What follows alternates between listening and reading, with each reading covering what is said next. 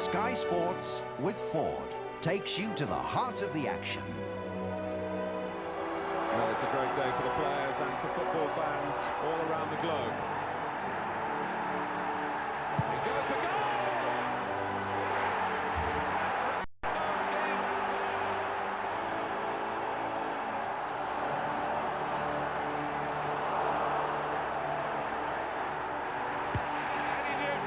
Surely sealed the cup for Chelsea. Blue is the colour at Wembley today. Ford Cup Special. Chris Waddle knows what it takes to reach an FA Cup final.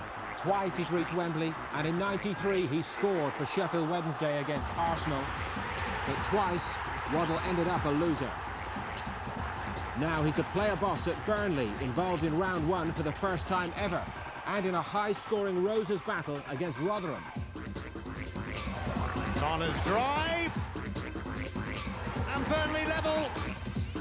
Alan Neil with the header.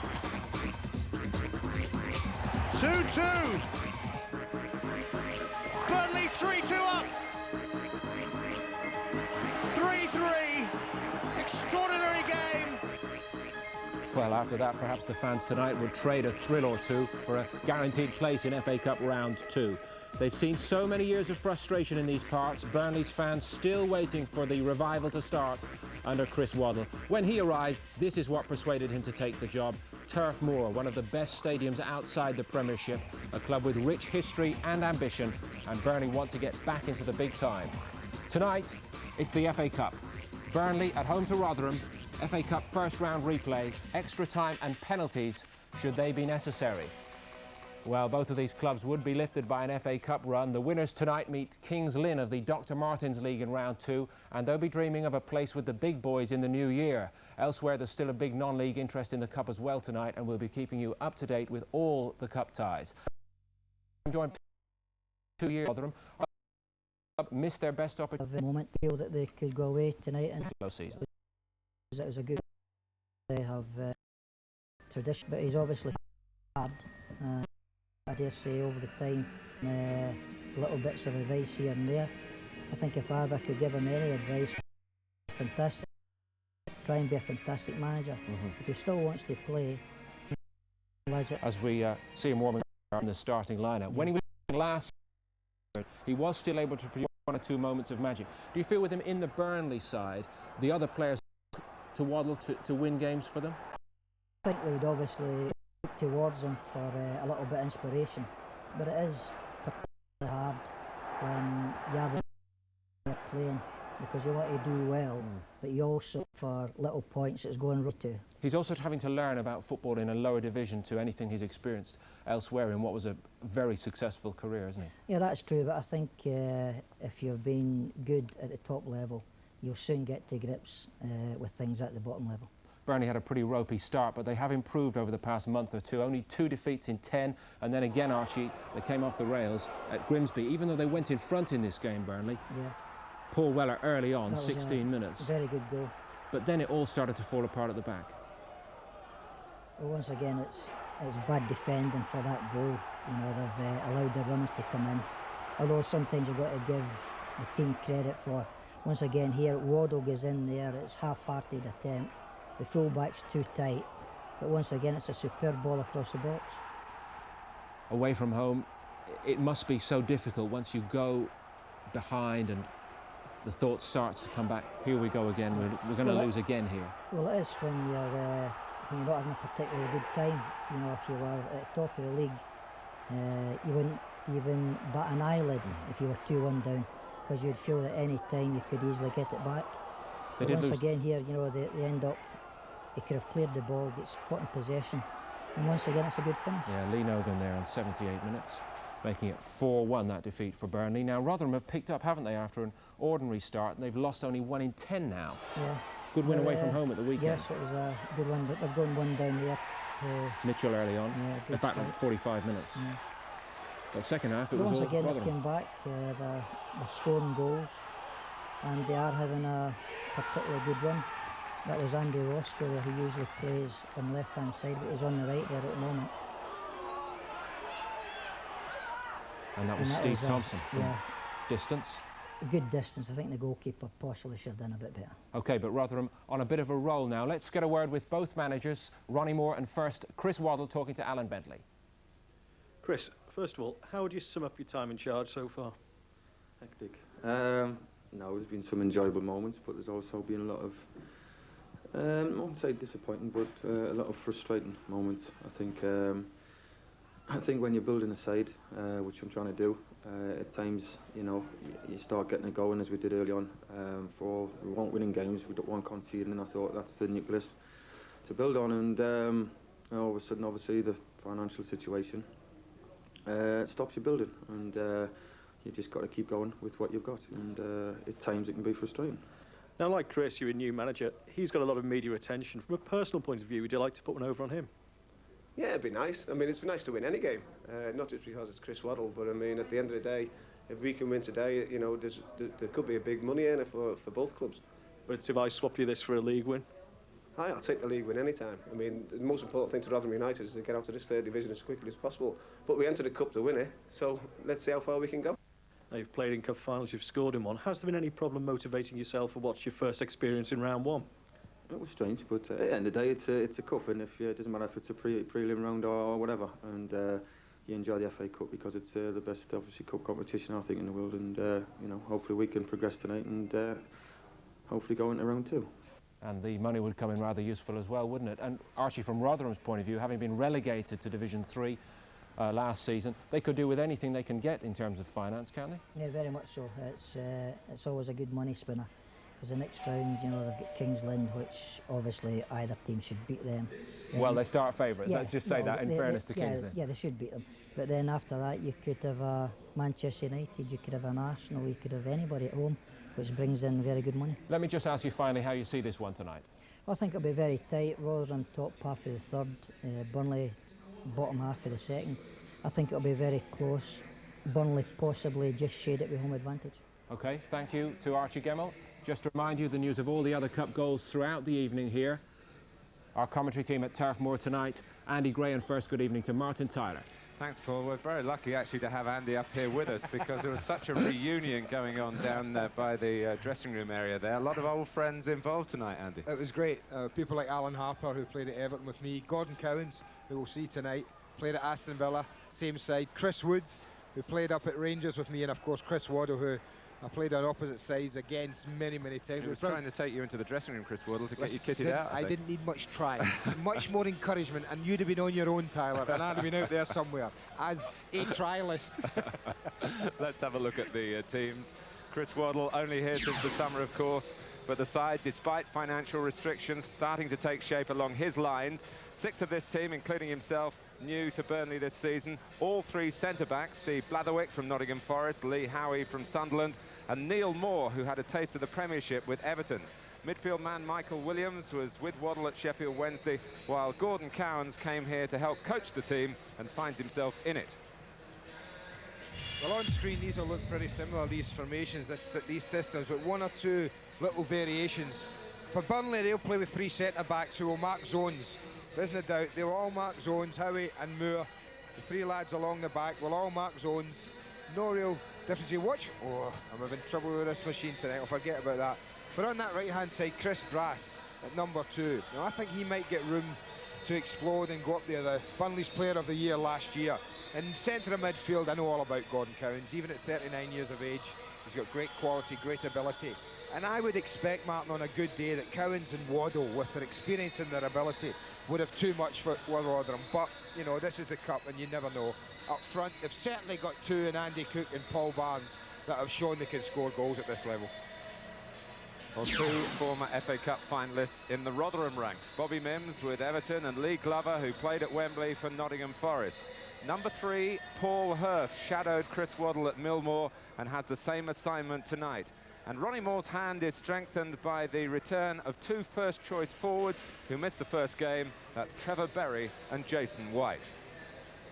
And the little variations in this system is that with Rotherham, Ronnie Moore will play with Martin Clark as an out-and-out sweeper. Richardson and Nil will try and pick up Cook and Barnes with Clark as a spare man. With Hurst, as you said, marking Waddle man for man.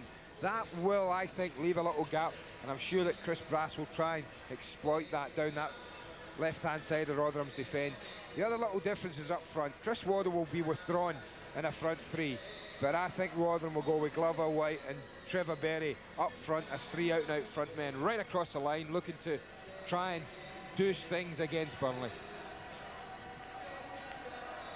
Well, there is concern here about Burnley's situation. Headlines in the local papers tonight, previewing the game, reading like, "Clarets must end poor run," and Waddle bids to stop the rot. It's happier in the Rotherham camp. The side on a good run. Quite a roll, in fact. 1 defeat in 10 games. And plenty of entertainment along the way. They certainly can score goals, but they do leak a few as well. That 3-3 draw with Burnley 10 days ago, typifying that.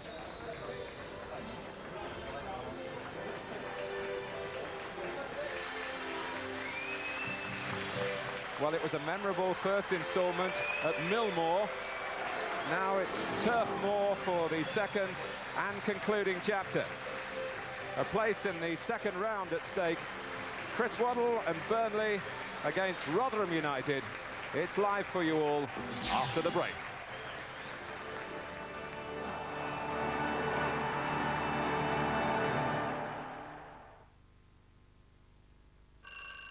I had a hammer in the morning, hammer in the evening, all over this land. I hammer out a danger, I hammer out a warning.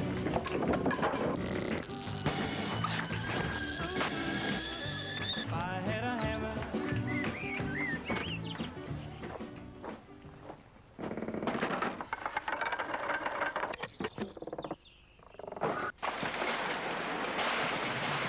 Don't put it off. Put it on. Barclaycard. Alan Hansen presents some of the most hilarious and explosive moments in football. High, Wide and Hansen on video now. It was a fine day in Twiglet Town, and what made it even better was that today was the opening of the Twiglet Town Games. All the tasty little Twiglets couldn't wait for the events to start. Appeared, and everyone knows Twigolossus's. There were no Twiglets left. Cut! What? Twiglets. Give 'em some dick. The Filishave Reflex Action adapts perfectly to the contours of your face in a three-dimensional way. The Filishave Reflex Action. Closer contact for a closer shave. Philips. Let's make things better. Who would I most like to have a one-to-one with? It's gotta be Elvis Presley! 56 would be a cool year.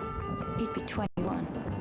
Apparently he really felt lonely at times, even before he was idolised by millions. Cheer him up. It would be great to go for a drive with him, pop round his mum's for a cup of tea. I'd ask him who was his best friend. I'd have been a good friend to him, I think. Maybe I'd ask him to sing for me. My own private Elvis Presley concert. Who would you most like to have a one-to-one with? Our mobile phone service. World champions South Africa. Their rugby is their passion. South Africa. And winning is everything. History has been made! The Lion scars run deep. Having had it rammed down our throats about how good South Africa were, they still don't give it a... Well, perhaps they will now. The Springboks are hungry for revenge. England is ready. Twickenham awaits. Bring on the Boks. Ford International Rugby, Saturday at 1, live on Sky Sports 2.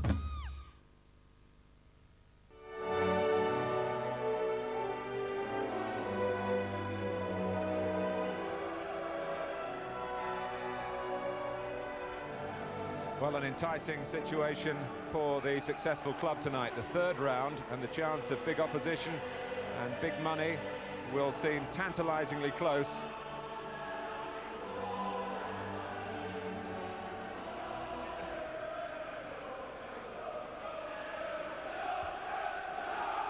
Kings Lynn, I'm sure, will be doing everything possible to spoil that scenario. The part-timers from Norfolk visit the winners tonight in round 2. I think that's what makes this a huge game, just on its own right, Martin.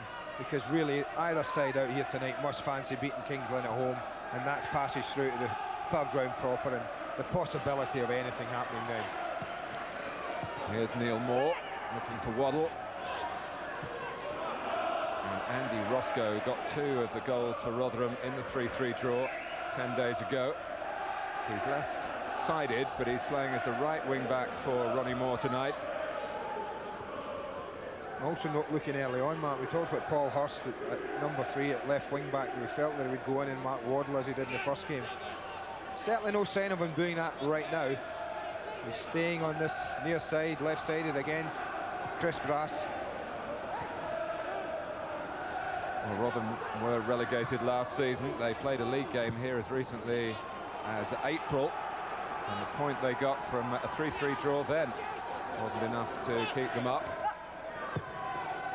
Jason White just a little tentative with the layoff, and taken on at pace by Paul Weller. Yeah, that was a pity. He did the first part of that ever so well, and Paul Cook had pulled away to this near side into wonderful space. If only he could have found him. Good hold-up play by Lee Glover. That's certainly one of his stronger suits. White, Glover coming onto it. Comes for White again. And it's deflected for the corner.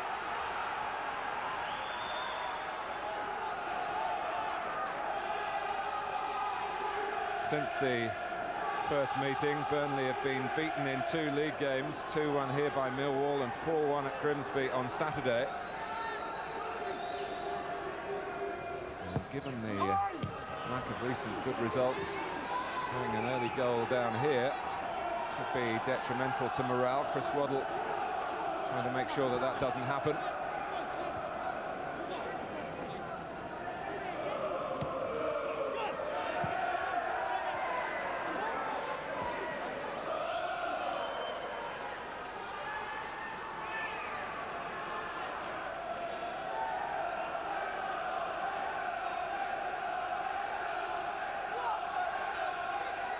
The referee is Fraser Stretton.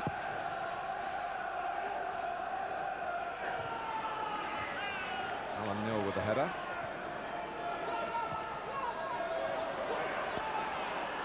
Glover going on purposefully, taken on by Garner here. And little Paul Hurst working the left-hand side at the moment. Cut out by Blatherwick.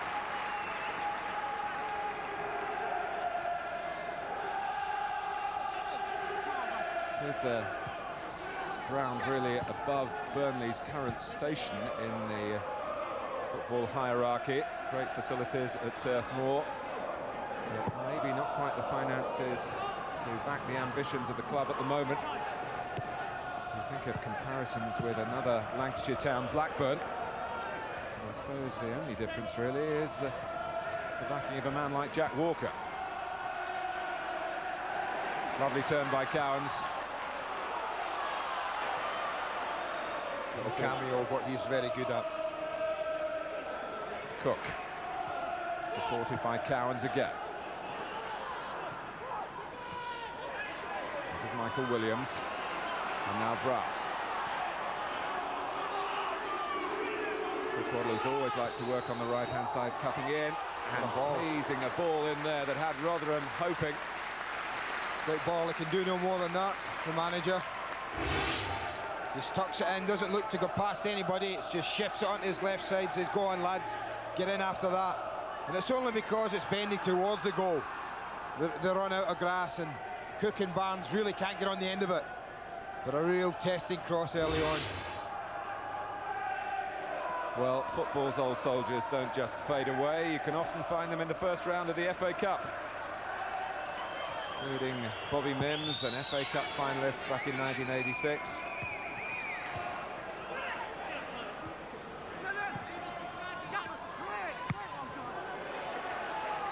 Paul Barnes giving chase.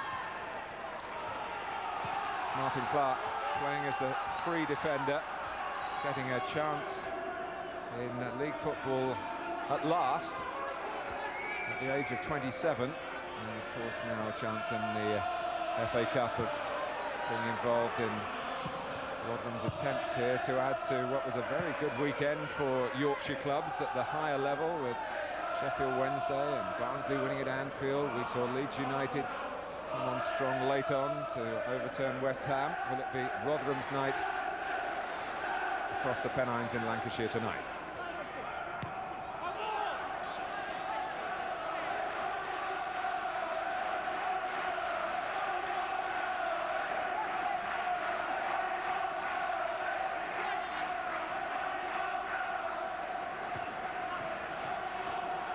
Glover getting to the ball and thinking he was being fouled by Howie then. The referee was very close and didn't give it. And it looks as though Ronnie Moore's shuffling his strategies again. Roscoe's come over onto this side. See, that's what they've done, and perhaps a man for man is going to work now. He's in place. Roscoe's come over to the left side. Trevor Berry has gone over on that right side. Maybe what surprised Rotherham is that Burnley are playing with 3 centre-backs. And here is Roscoe on what you might feel his natural flank. He is really in form, 4 goals in his last 3 games. Garner.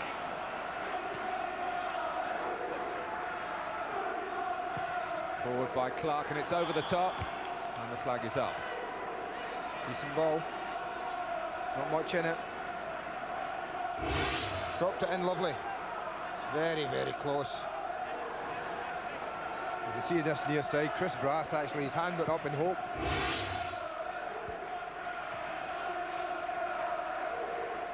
Bobby Mims back at Rotherham for a second spell. He left the club after the first period in 1985 to go to Everton, where he did win a championship medal in '87. Yeah, they shouldn't be offside there. Simple as that. Sorry, Martin. Andy Cook looking right along the line. Absolutely no need to get ahead of play here. He should just be holding his position, just holding it. He's just over anxious. He's offside. Needless. Cook's got a more action style that makes him very awkward to play against.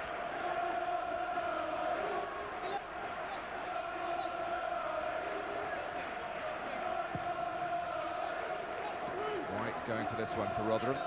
Beaten by Howie. Now Barnes. Yes, as you can see, is now on the beat of tracking Waddle. Chris Waddle actually came off at half-time when the sides first met, with a sore knee that happily is cleared up for tonight's encounter. As gets the better of Waddle there.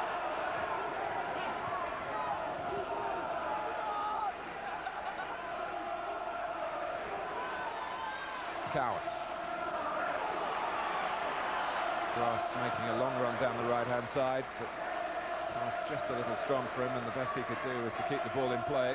Yeah, a little too much angle, a little bit straighter in towards the corner flag. Would have been perfect.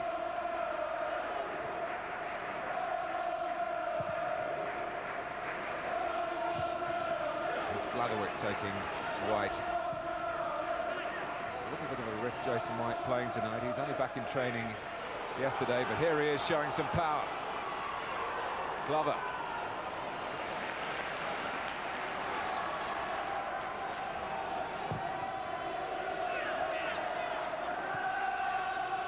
Roscoe ahead of Brass. That could be an important duel now. Rotherham have settled on this particular tactical formation. Certainly Roscoe will try and take Brass the other way. And he just plays it rather weakly infield to Williams. Cowans on the scene. You just get a feeling, looking at this opening 10 minutes of this match, there are 1 or 2 nerves about in Burnley shots tonight. A little bit of anxiety. They certainly would have become favourites after the draw. But they haven't been playing with... Well, they haven't been convincing an awful lot of people. This is a formality tonight. That's Glover's pass. Here's Berry. Garner getting into the penalty area as well. White with a header and scores over the goalkeeper, who was caught off his line. Burnley go behind to the goal for Rotherham from Jason White with 10 minutes gone. Well, there are two great passes in this, and one's across. The ball over to Berry was an absolute peach. And he picks this one out. That's a great ball in, pulled behind defenders. Goalkeeper is absolutely helpless. You just can't save this. It's a long way out, but he gets good height in it. That's what Jason White does, and that kills Beresford. Absolutely kills him dead. Well, he's made quite an impact, Jason White. 7th goal this season. It's only his 13th game for Rotherham. That's a terrific return. And the two sides that produced 6 goals between them 10 days ago are setting the same sort of scenario out here. And Burnley having a chance to hit back there, but Barnes misconnecting. Ronnie Moore, who was a legendary goal scorer in his day with Tranmere, and of course the 3 years with Rotherham. Very popular choice to come back to the club as manager with the supporters. Well, he'd have been proud of this one. It's a super header, Martin. He wouldn't have beaten the goalkeeper had he just headed it straight. The secret of his success there was the fact that he headed it up into the air, almost a defensive header, if you like. He looked for height and he got distance with it. And Marlon Beresford, well, to be fair, he could have been Peter Schmeichel in that position. You wouldn't have got up and got that over the bar. So the side from the lower division, Division 3, are in the lead on the Division 2 territory in this first round replay of the Littlewood-sponsored FA Cup. Cook, it'll be a test now for the character of the Burnley players and indeed for the belief of the Burnley crowd.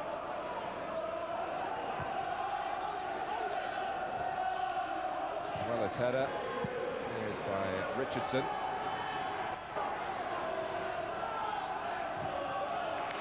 Just interested in the part played in that goal by Trevor Berry. It's a player you know a little bit about, Andy.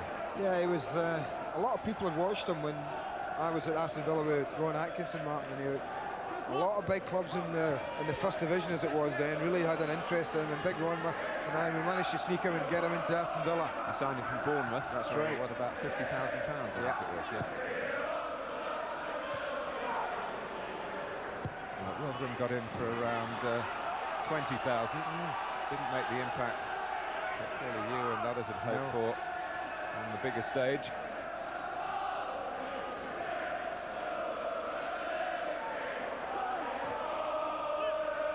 Williams, corner for Burnley. Well, they've got targets, Burnley, haven't they? 3 big lads from the back, deserting their defensive position, just jogging up to the edge of the box and in and around that penalty spot. And they've got Chris Waddle and Gordon Cowans to work the corner.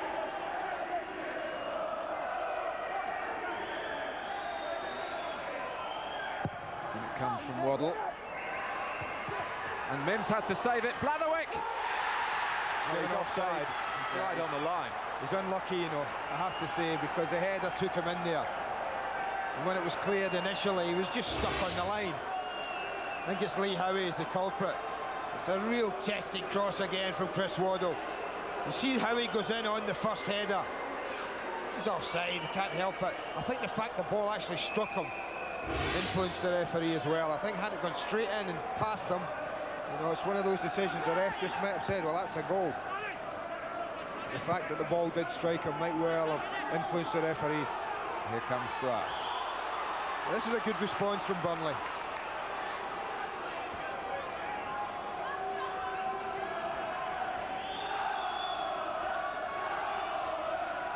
But it was the corner from Waddle that caused the problems. Will it be a free kick to unhinge Rotherham I wonder here? if he fancies the goalie. The goalie's just edging a little bit, you know, for the cross. And Mims doesn't deal with it. Still alive for Blatherwick. But he can't squeeze it back to Waddle. Cowans can get it to the player manager though. And that's a great ball. What a spot that was. Bobby Mims was very unconvincing dealing with that ball in from Waddle. And here's White. Neil Moore has come across and White wants to take him on. Roscoe. Ronnie Moore says, I picked a team to come here and attack.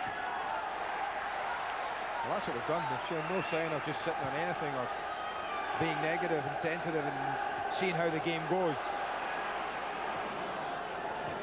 The more the merrier, I say, I tell you. That's Waddle's pass for Paul Weller. Cook's gone near post. Barnes behind him, and that's very straightforward for Mims.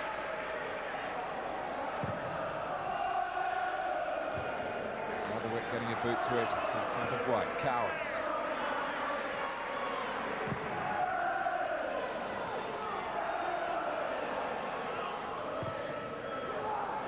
It's easy for the Rotherham goalkeeper again. I think they'd like to see Chris Brassmark when the ball's on that left side getting into the box as well. When you play with three centre-backs, you can't do that. You can't afford for both wing-backs to be really advanced in the play, and if the Weller's crossing it from the left, get Brass in on the right, and vice versa. If it's Brass that crosses it, then Weller should be in, supplement the two strikers as well. Paul Weller has really impressed Chris Waddle since he came here to Turf Moor. Feeling that he's one player who might be able to step up to the Premiership. Roscoe.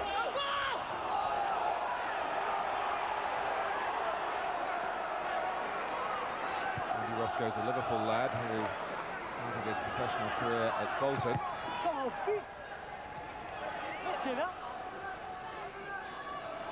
Wasn't the best throw Steve Thompson received there. Really awkward for him. Lucky to get another try at it. Gunn.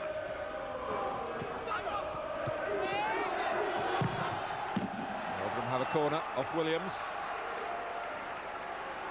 Well, one thing Ronnie Moore has been saying is you don't get many 0-0 draws when we're involved. And thanks, Ronnie. He's right again. We won't get one tonight.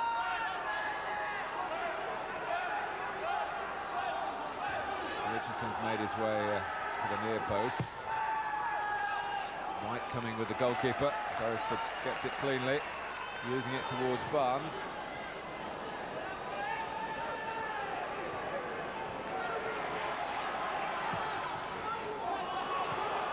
Cook giving chase.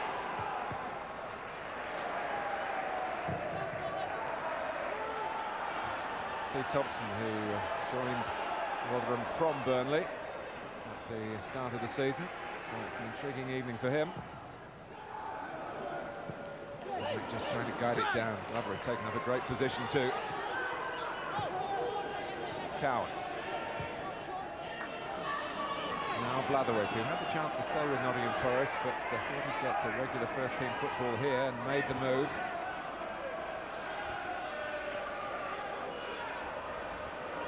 This is Brass. Another corner.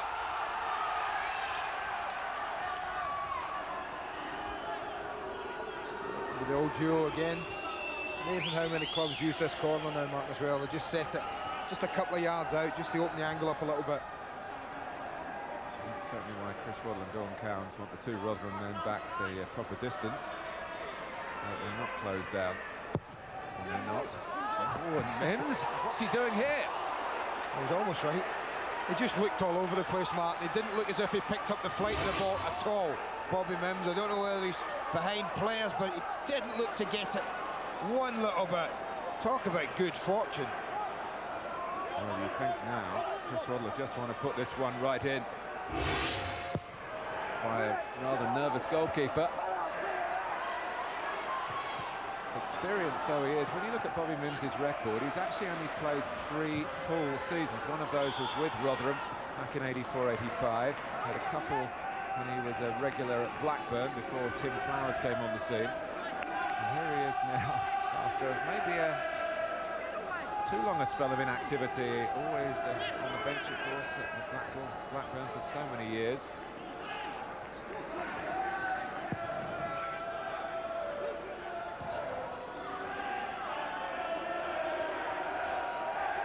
Waddle. Putting it in. Now Min starts to come, and that will make him feel a lot better. Right out beyond the penalty spot.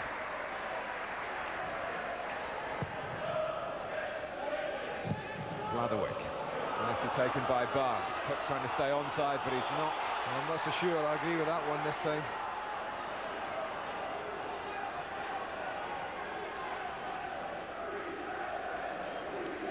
Gets involved with the ball through initially, but he wasn't off then. No, that's tight, that. Very, very tight. Very tight. Might just be off there. Good decision, linesman. I'm always happy to acknowledge when they get it right. Of course. Gone. Cameron and Thompson really the central pair in midfield for Rotherham. Taking on a club here really steeped in tradition, a founder member of the Football League, Burnley, over 50 seasons in the top division, twice champions, slipping down the pyramid in more recent times. And in 1987, just one match away from slipping into the Vauxhall Conference.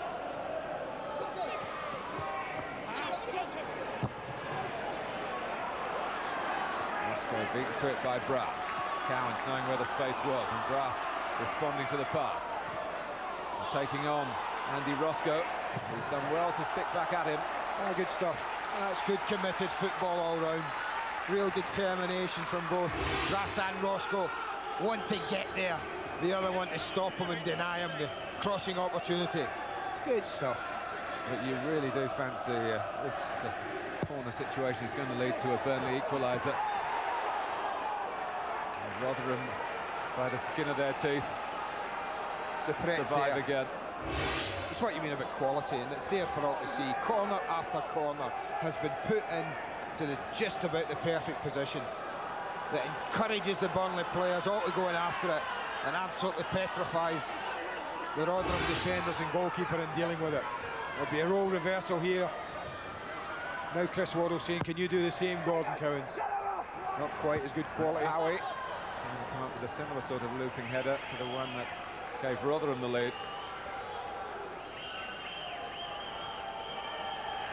Gordon Cowans, who made his debut in senior football in 1976.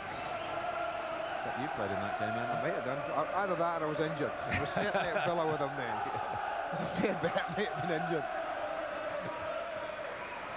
I think when you see that, I think that's after the goal as well, man. That's mainly the response, that 31% in the Rotherham defensive half, or third, suggests that Burnley, I think, have responded well. Good positive start from both sides. The goal, and then Burnley have really started asking one or two questions. Counts.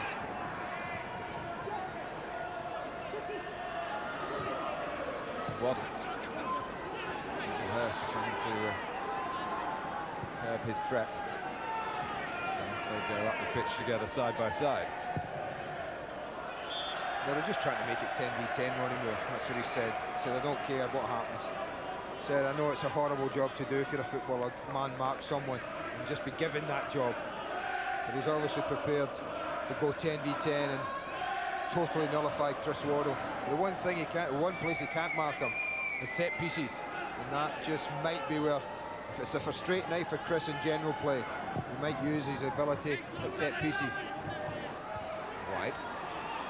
Glover, oh, that was not quite struck as well as Lee Glover would have wanted, but the way he pulled the ball down and spun into the shot was a reminder that he's come down to Rotherham from a higher class of football. Yeah, he does the first part really well, just drags it down. It's a little unlucky. At the end, it's a swinger. But there's enough on show up front from Glover and White for Burnley to know that they can't be lax at the back. They've got to be disciplined. Here is Waddle.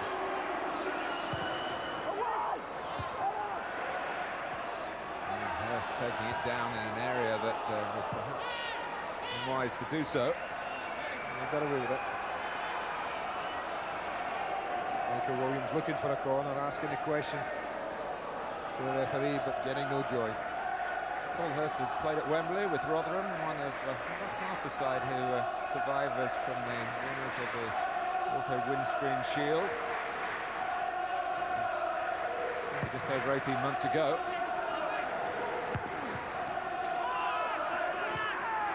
back pass.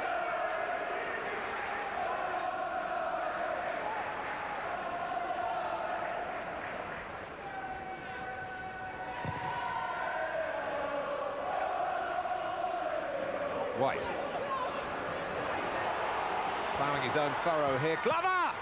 Good stop by Beresford, who has a reputation as the type of goalkeeper who distinguishes himself in these situations. Great save. But there's the threat I talked about. Both what White's run. That's a great shot. He's fortunate, I think, Beresford, that's right above him. I think a couple of yards either side. Rotherham are 2 up. Really well struck shot from Lee Glover. Can they come up with a Waddle-like corner here, or a Cowans-like corner, take your pick? It's Cowans who glides it out of play, complaining that he was pushed as he did so.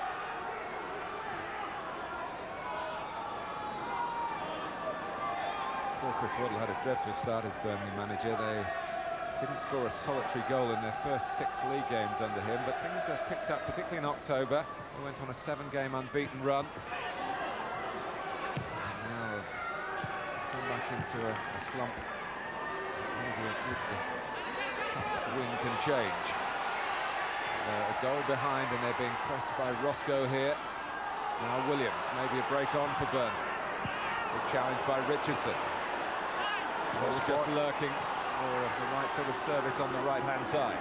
That was a great spot from Neil Moore. He obviously had a good little picture in his head there when the ball arrived back at him, but Waddle was totally free. The curve in the cross, he was pressed as he did so. Coming up for you on Sky Sports on Friday night. From the Nationwide League, Charlton against Swindon. Both sides going well in Division 1. And a double bill on the Super Sunday on Sky Sports 3. Coca-Cola Cup final in Scotland, Celtic and Dundee United. And from the FA Carling Premiership, Sky Sports 1, Arsenal against Liverpool. Garner's getting into the middle here, and Blatherwick made sure that he wasn't found. Good break. Sometimes the trouble is having the belief that you can hold the ball a little bit longer. Trevor Berry arrives very late on the scene here. But Lee Glover doesn't have many options here, Martin, but he's prepared to wait. He waits, takes his time. He's never going to thread it through there. Trevor Berry had a little word. He was just arriving at the edge of the 18-yard box.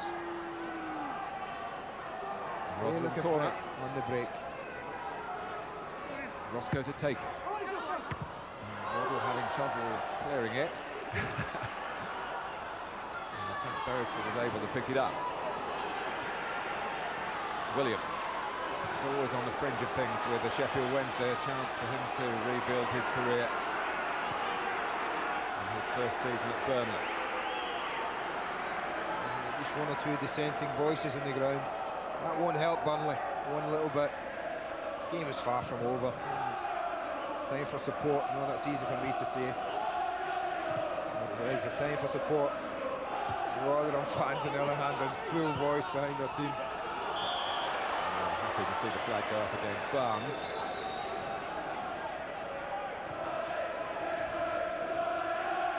Barnes with an excellent goal-scoring record in his career with a good number of clubs. He came to Burnley from Birmingham, took a while to get off the mark, and then hit 5 goals in 1 game. White. That time. Moore looking for Barnes.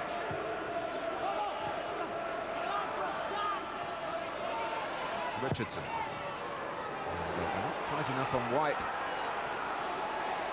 Blatherwick went to sleep there, Martin. Totally caught ball watching. Here's Garner. White is offside. The referee doesn't need to stop the game.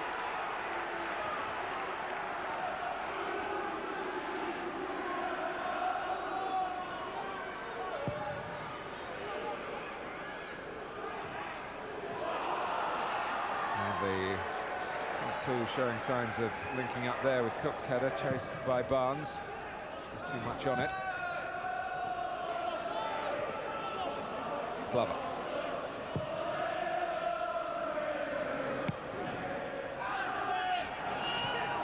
time here for Blatherwick.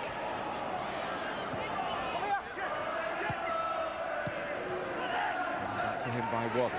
Cook and Barnes through the centre. Barnes still trying to pull the strings in midfield. And Moore having a problem with Glover.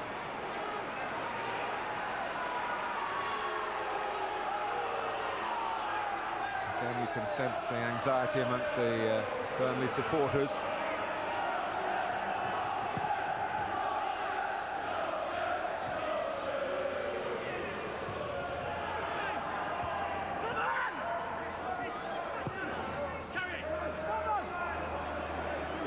Counts.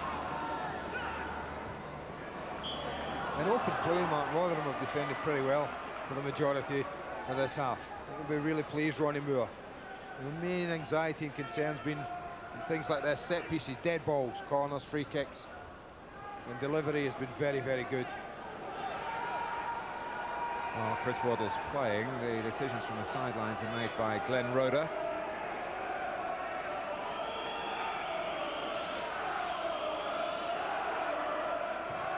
So it is Waddle's free kick, and now Carnes following up. Minns comes with the fist, and Weller winning it when it wasn't really his ball, and stopped in the end for a grateful Rotherham United by White.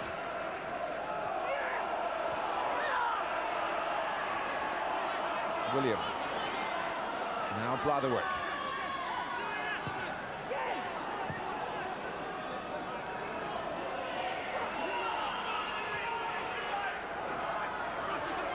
Brass looking for the give and go here.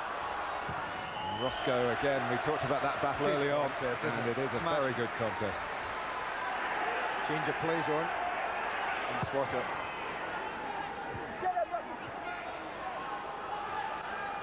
It's a stray one from Brass to White. Now Berry is free on the right hand side. Garner has spotted him. Thompson going over to support. Here he is. Glover just pulling away. It's a corner. That was an important block. Lee Howie responsible. But a very important block. Glover does ever so well. He doesn't run in on Blatherwick. He just holds his position. You see him at bottom of the screen. Just holding at the back post. Pulls away off it here for this cross. Not looking to score, he's looking to help into an area. Good block from Lee Howie. An area that Garner was trying to fill. Here's Darren Garner again. Well spotted by Weller.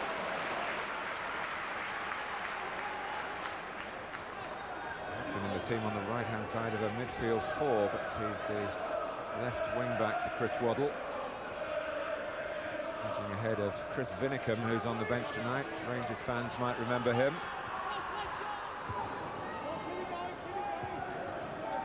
I certainly remember the Burnley backup goalkeeper, Christopher Woods.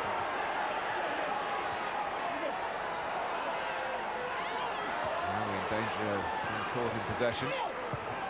Moore. Barnes having to come deep. Not particularly happy with Michael Williams at the moment.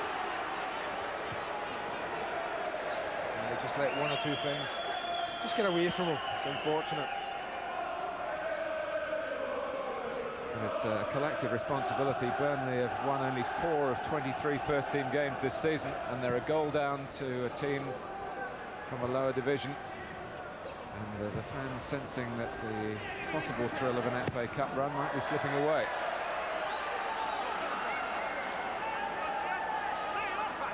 1-0. A man of many clubs and a former international. He played once for Wales back in 1989. He was in a World Cup qualifier against Holland too.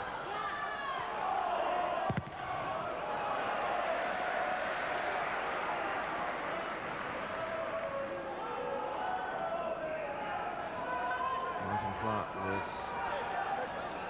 at Preston as a trainee, didn't make the grade there. Then later on Dario Gradi took him back into full-time football with Crewe. He didn't get a first-team game there. Third chance lucky. Ronnie Moore was manager of Southport before getting the Rotherham job, and Clark was a player there, which he obviously appreciated. He's taken him into the full-time ranks.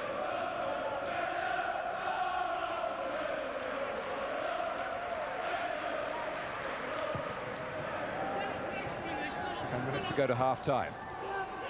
Goal coming 10 minutes into the game, scored by Jason White, who's now trying to duck in behind Blatherwick here, but he's gone offside as he did so.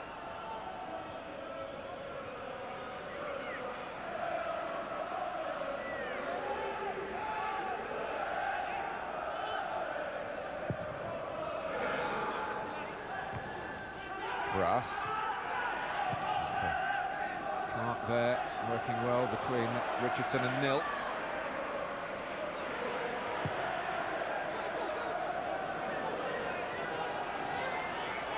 Glover. Tight to the touchline, but not so tight that Burnley could stop him. Thompson back towards Glover again. Barnes. Rotherham able to win it well forward. Oh, well, a player in some discomfort. They were just asked a bit too much. An easy ball back to him, but Barnes just got him in all sorts of trouble overstretching.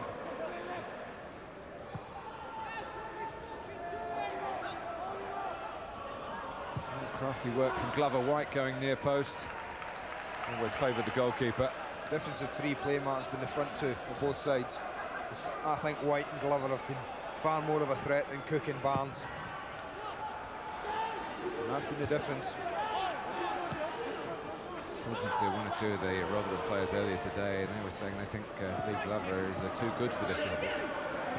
He had a bad injury at Nottingham Forest, which hampered his career. Scotland under-21 international.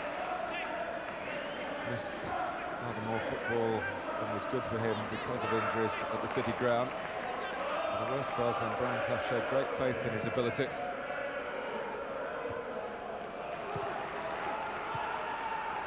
And Ronnie Moore's made him captain as well. Neil Richardson the club captain, but Lee Glover does the job out there on the pitch.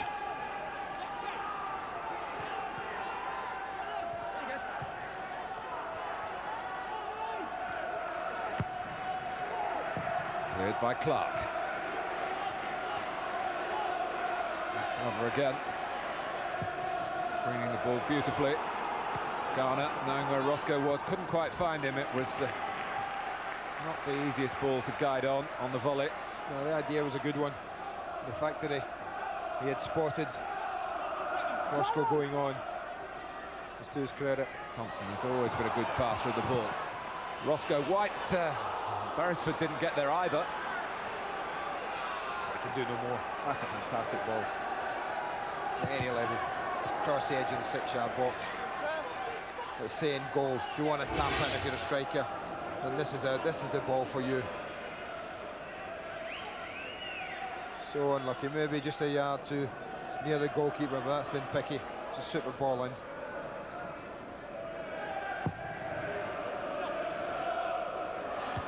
Rotherham still looking as though they've got the capacity to break down Burnley again. With Glover, White trying to stay onside. Good tracking by Howie. Burnley giving the ball away, short of confidence, Chris Waddle's men. And it's self-belief that they need in abundance now against the buoyant Rotherham United. Glover's cross, and Blatherwick just in front of Jason White. I must say I haven't checked it, but the Rotherham officials telling me it's the first time Rotherham have ever been live on the television.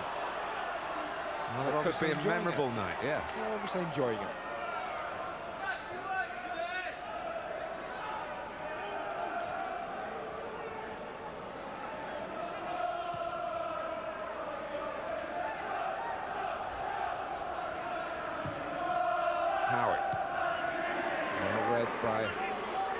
Clark again. 5 minutes left in the first half. Switch of play is on once more, but Roscoe keeping it short into midfield to Thompson.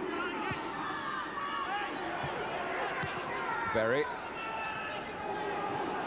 Owen Williams, I'm afraid, is playing very nervously, and the crowd really need to get behind him rather than make it worse for a midfield man who's certainly trying his best, but not everything he's attempting is coming off.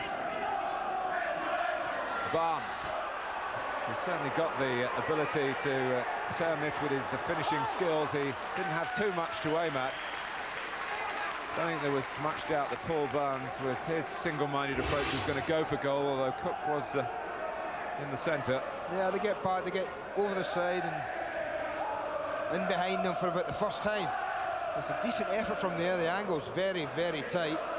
It's actually a bit closer than it looked from where you and I sitting initially. It didn't go very high over that. And those chances have been few and far between for Burnley in the opening half. Front two have lacked a little support though, I think, as well, Mark. And when it's gone up to them, there haven't really been too many charging up in support. You know, when Chris Waddle's been man for man, it's difficult for him to do it. You know, Gordon Cowans isn't going to do it, it's not his game. So then it's left to Michael Williams, I think, then Chris Brass and Paul Weller. Those are the three, one, possibly two at times, have really got to get up and support the front two. Rotherham are comfortable at the back at the moment. White. Roscoe's playing his part, curbing Brass. And Weller, of course, has got Berry to deal with on the other side. Thompson gets into their area now. Trevor Berry and Paul Weller. Weller wins the header. Trying to put Waddle into the game with a longer pass, but I think he'd prefer it to feet.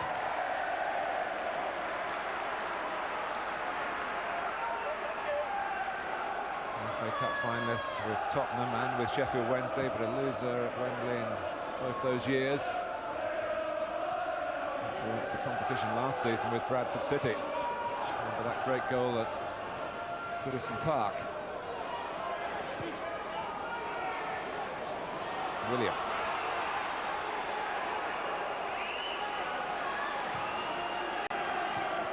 Now Blatherwick.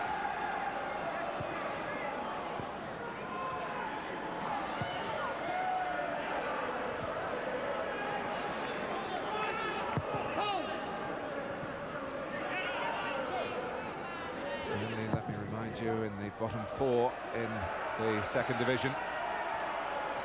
So I suppose really there isn't a huge gap in status. Rotherham in the top 10 in Division 3. The home advantage counting for very little for the Turf Moor team and what we've seen to this point with half-time approaching. I think Ronnie Moore would have stressed the importance of the opening goal, Martin. He must have known that the goal went to his side. Then nerves would be frayed and the fans would start asking one or two questions if it wasn't cancelled out immediately, and that's been the case. Super header from that man, separating the sides.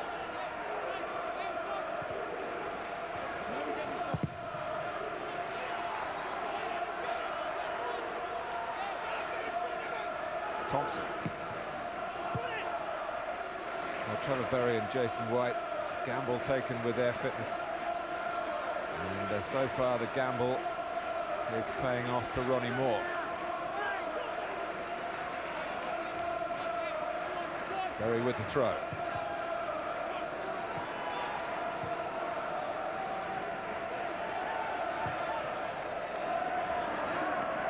Nicely guided off the chest by Barnes. Chris Brass, who was a unanimous choice for the Player of the Season awards last season for Burnley.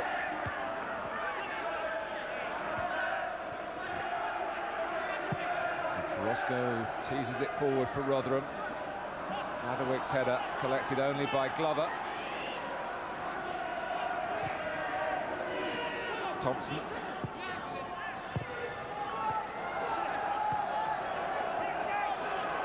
And Hurst trying to show he can do more than just Mark Waddle. Glover. Might come back his way again, not quite.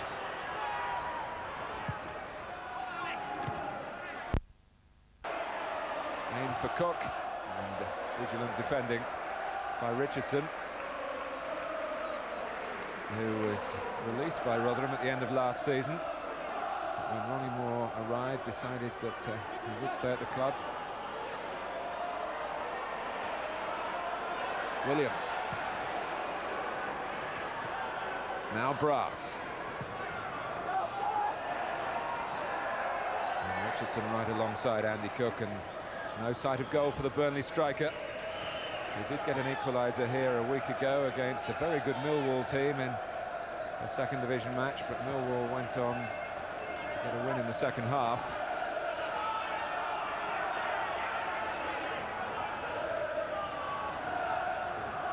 Richardson's throw.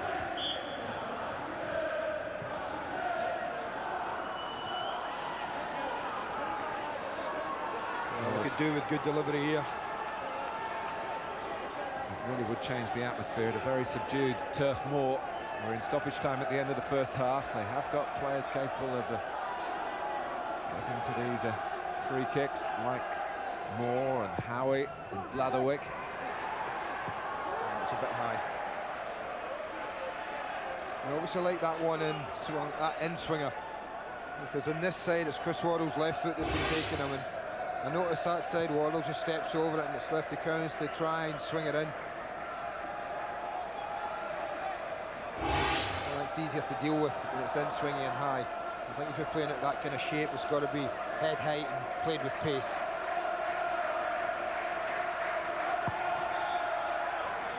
Well, it's half-time in this first-round replay, and just listen to the noise. The Burnley fans disenchanted because their team are trailing. Chris Waddle with the weight of the world on his shoulders at the moment. And Rotherham with the boost of a goal after 10 minutes. The header steered in from Jason White from long range to give Ronnie Moore's side an advantage. Are they going to be good enough to hold it through and get a famous win here? It was topsy-turvy in the first game. We'll see what the second half brings after the break.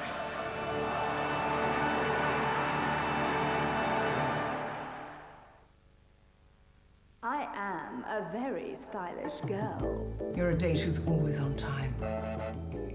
At the drop of a hat, you get me the best seat. How do I look? At the biggest events. Very good. You introduce me to all the biggest stars and never talk during the performance. I must say, I'm amazed. You offer me choice after choice after choice. And you never make me go out when I'm not in the mood. Just a moment, darling. I'll take care of that. Darling. Thank you. I wish all men were like you. Another first from Sky. Sky Box Office, an optional new service with great movies that puts you in control. For further details, see December's Sky TV Guide. Sky Box Office. Just the ticket. How do I look? T. E. The alphabet, 26 letters. Arranged and rearranged by quality writers in every field, every day, of every month, P. of every year.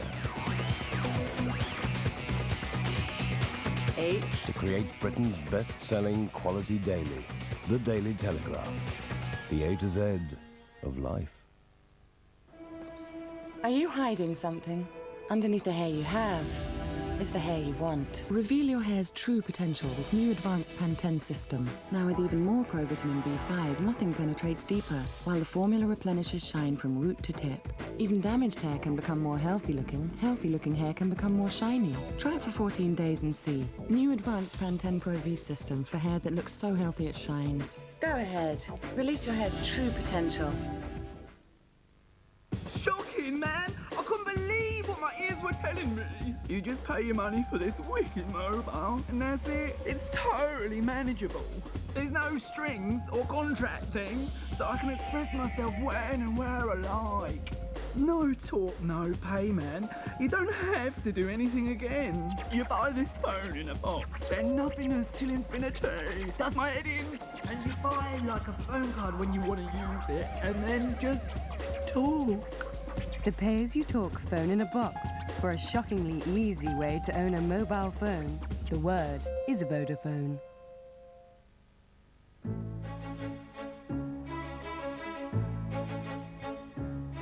We have an army of highly trained staff. The very latest technology. Ready to respond within 24 hours. Dedicated to ensuring that every morning this hat is the perfect temperature. British Gas, the home of energy.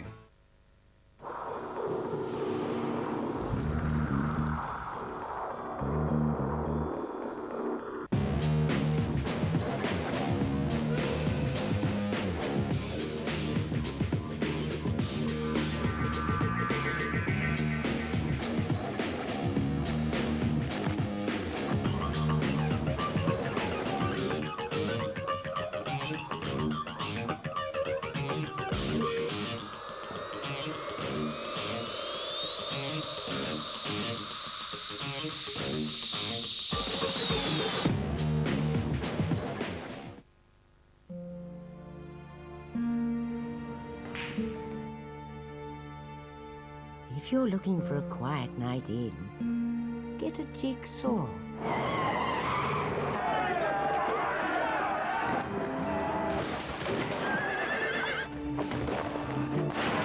Catch a killer. See Silent Witness, Spender and Between the Lines, only on UK Gold. Mel Gibson. Sean? I have your son. This is your ransom. I'm offering this money as a reward on your head. You think I don't want him back? Give me back my son! Who got shot? Ransom. Buy it now. Incredible home cinema by Philips. Widescreen and Dolby surround sound. Philips.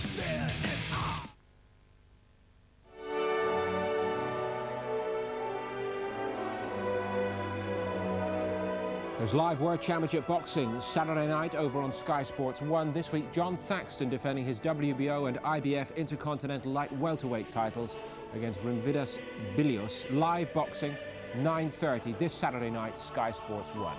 Here now on 2, live, the FA Cup. Burnley against Rotherham. Half-time at Turf Moor. And it's going well for Rotherham. They're in front away from home by a goal to nil. 4 attempts on goal apiece and 2 each on target. They've won the same number of corners as well, so not much in this so far. Let's see the action areas from the first half. Again, an even spread, 50% in the middle third of the field. Burnley have shaded the possession, 54% to 46. Archie Gemmell, the former joint manager of Rotherham, is alongside me tonight. Why are Burnley losing if they've had more of the ball? Well, I think really they've not attacked with any great conviction. The only time they've looked remotely dangerous has been from the set pieces. Rotherham have been very, very comfortable defensively. Archie, it does prove what you said at the top of the programme tonight, that really, although Rotherham are now in a lower division, there's precious little to choose between these sides. No, they're very, very little between it. I say Burnley, the fans are beginning to take on to them a little bit, so that don't help matters. But I'm sure they can't get much worse than what they got in the first half. They've got to get better. I know you're from a pretty purist footballing background, having played for Clough and his like for so long. You'd have enjoyed the build-up for this. Yes, it's a Rotherham good ball. goal, Andy plays it into glove. He turns well, plays a delightful ball out to Trevor. Trevor takes his time, looks up and picks the boy White out. But I must admit, I think the goalkeeper is in a very bad position. Although I believe Andy thought he was quite well positioned, I think he's far too far out. Well, I'll leave you two to sort that out between you. It is the 7th goal in 13 games for White. He looks to have been a big addition for them. He's done very well, and tonight he's held the ball up reasonably well. Rotherham have tried to hit Burnley in the break, which they've did successfully on 1 or 2 occasions. Chris Waddle, a word about his performance in the first half? Well, he's been very quiet. He's getting man-marked, and as I said before the show, it's very difficult for him because he'll be trying there to find space tonight rather than seeing exactly what's happening regarding his team. Although he's got Glenn Roeder at the side, it's difficult for him. Only chances really, Archie, that they've mustered have been pressure balls from set pieces. Yeah, Waddle involved in all of them, admittedly. There's been terrific balls Chris has put in from the right-hand side. They're unlucky here. What's your view on that, the offside? Well, he is offside. I agree that if he don't touch the ball, I think the referee might have let it go. But as you see, when it comes over, he does. Well, That's the second one, in fact, where Mims again mishandles the cross. Which I think he's just possibly taking his eye off. It's a little bit too easy for him. He's possibly thinking what he's going to do with it. Now, Lee Glover, a man you know from your time at Nottingham Forest, now in the Rotherham forward line. What do you feel about his contribution overall? I think he's worked hard. He's made himself available. When he's got it, he's kept the ball, and he's done quite well. Possibly the nearest thing Rotherham had to a second in the first half. Yeah, well, Glove's flicked it on there. He holds it up, White puts it to Glove. It's a particularly well, but just unfortunate for him, it's straight at the goalkeeper. And a very important save by Beresford. Yeah, I think possibly if that goes 2-0, then I think Burnley would have most certainly an uphill battle. As it is, they've just conceded the one. Burnley still involved at half-time, my thanks to Archie. Second half to come then, and Burnley need to get a goal over the next 45 minutes. Otherwise, it's a quick exit from the FA Cup for Chris Waddle and his team. Rotherham in front by a goal. And good cup tie so far. Second half to follow.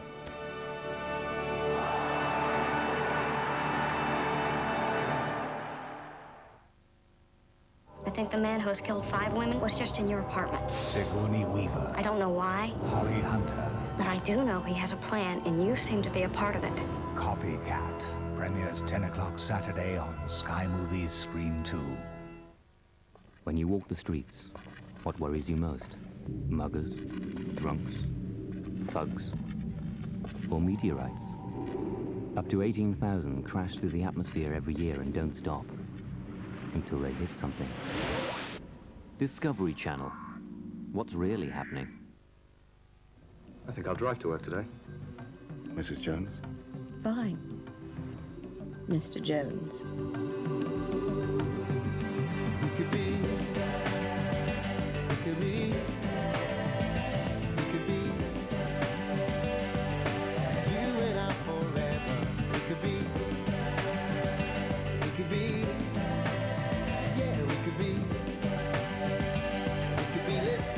Good morning, Mr. Jones. Good morning, Mrs. Jones.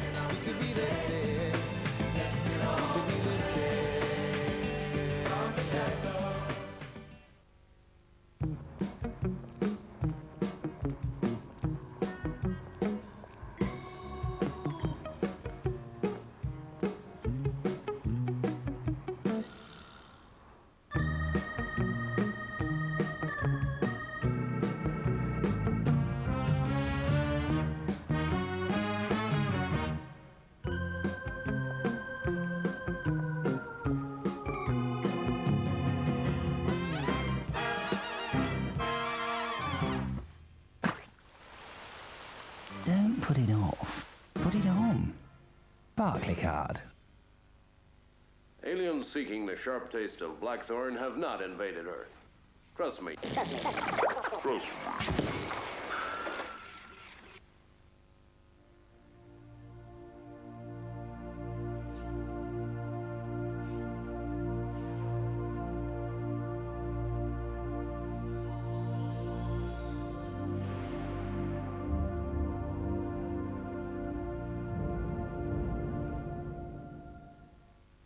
Beyond the glory of the World Cup qualifiers, come the World Cup qualifiers. FIFA Road to World Cup 98 from EA Sports. That order's come through. Julie, we've just got a Christmas card from that electrician that was here last month. What, the electrician? Oh well, got an excuse to call him now. In business, everyone responds to a card. Mel Gibson. Sean? I have your son. This is your ransom. I'm offering this money as a reward on your head. You think I don't want him back? Give me back my son! Who got shot? Ransom. Buy it now.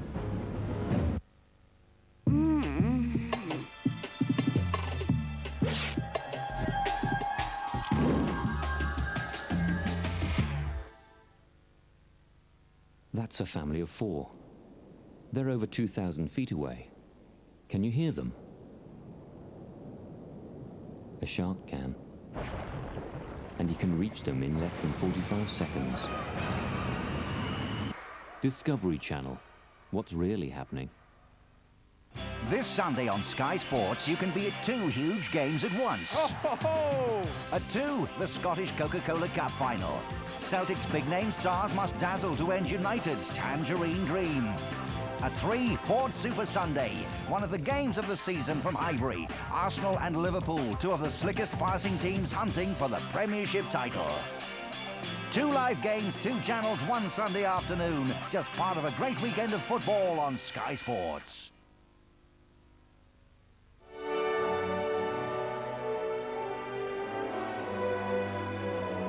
There's live international rugby union coming up here on Saturday afternoon. Another big test for the England team. They take on the current world champion South Africa, live from Twickenham. England versus South Africa, Saturday afternoon from 1, right here on Sky Sports 2. And now here live from Turf Moor, Burnley against Rotherham, FA Cup first round replay. Rotherham in front at half-time. Andy Gray and Martin Tyler. Thanks, Paul. News of a substitution for Burnley, maybe no surprise in that. Michael Williams, who wasn't having the happiest of times in the first half, replaced by Mark Ford. You might recognise him from his days with Leeds United, former captain of their youth team when they won the FA Youth Cup. A player who's had Premiership experience. Well, Burnley going to need every bit of the experience in the ranks now to try and dig themselves out of this. A very disjointed, disappointing first half from a team that's short of confidence against a Rotherham United side who have come here to do everything they can to get the right sort of result and aren't downhearted by the fact that they didn't kill off Burnley in the first game at Millmoor.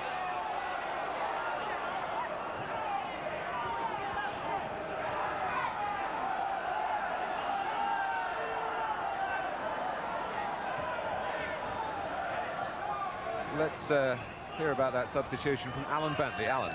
Yeah, thanks, Martin. What I can tell you is Glenn Roeder rather pointedly said there's nothing wrong at all with Michael Williams, and also he really did read the riot act at half-time to Burnley, so things simply have to change. White.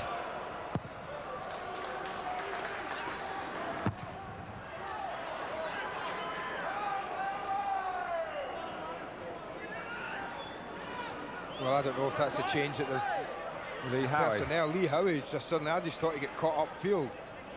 But he's in a central striking role at the moment, in between Cook and Barnes.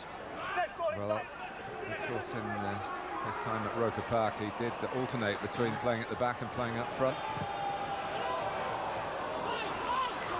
He's family trait, really, because younger brother Steve, England international defender, of course, started at Newcastle as a striker. Well, I did say I felt the front two needed a bit more support, Mark, and maybe that's Glenn Roeder and Chris Waters' way of giving him it. And in goes Lee Howie, but he doesn't get there.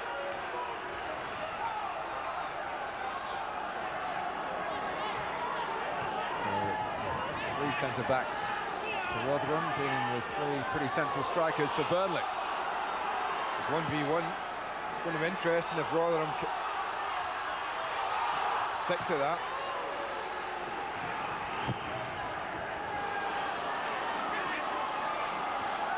Blatherwick. Another Ronnie Moore, who's already changed his starting strategy on a couple of occasions very early in that first half, and then got bedded into a formation that certainly did the job for the majority of that first period very efficiently indeed. I can't believe he'll allow 3v3 to hang around for much longer, Martin, if he spotted that. I mean, that is asking for trouble. All you need is one of them to switch off, and you've got big problems. And Clark, who was spare, now has a man to deal with. Waddle making a 4th roll forward. Richardson has passed the ball well from the back. Looking for White. It's Waddle. And it has to be decided one way or another tonight. Barnes. Well, that's as good a chance as Burnley have had. Great ball from Waddle. He's not offside. Wasn't even a sign of it. The centre-back on this side's playing them on. Sits up, he's got plenty of time to look at it. Mims does get out very early. You will give Bobby Mims that. He gets out and faces Barnes very early. That's a poor attempt. Rather rushed it, slashed at the ball. But promising, it's the best chance I've had. Well, it looks as though Rotherham have responded by going to something akin to a back four, although Andy Roscoe a bit of a reluctant left back at the moment.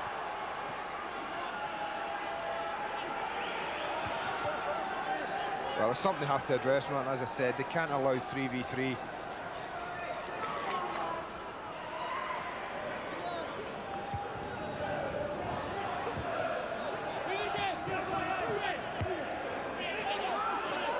Barnes trying to guide it down for Howie. But it is difficult to be a spare man on the left, just on one side, you know, your left back, and just say, well, mark 3v3 and then you be spare man on the left.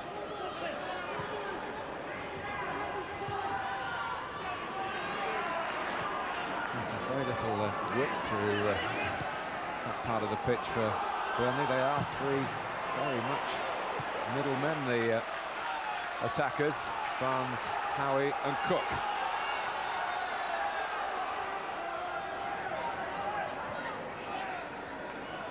Brass over Roscoe. Barnes. Now Howie. Waddle.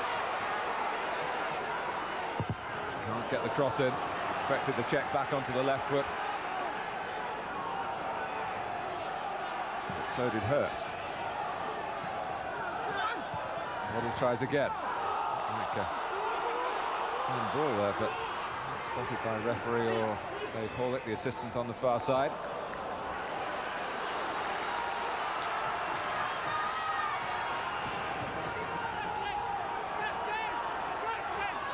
But it's a positive beginning to this second half from the second division side. Cowans. Chance for Rotherham to break out here. Berry. Glover and White making tracks into the centre. Garner supporting from midfield. Here's White. Back for Berrier. Shooting chance. Ah, lovely movement. Lovely movement. Great run from White, followed by a lovely little run from Trevor Berry. And both picked out. Super break, lovely football. Watch White come across the front of the defender, slid down the side, and then Trevor Berry tracks it off the line. Totally unmarked. The only thing that was lacking was a finish. It's a lovely little counter-attack that from Rotherham.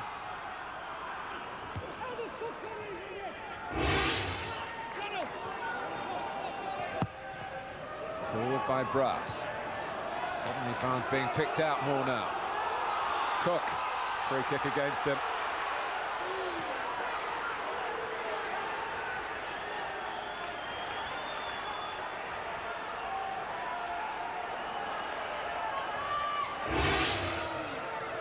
Well, it's a little nudge. You see the left arm come out. Just into the back of Andy Roscoe.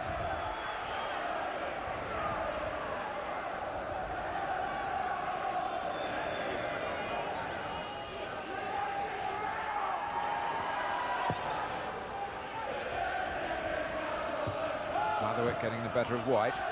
It's prodded forward by Thompson. Glover chasing. Seen off initially by Blatherwick.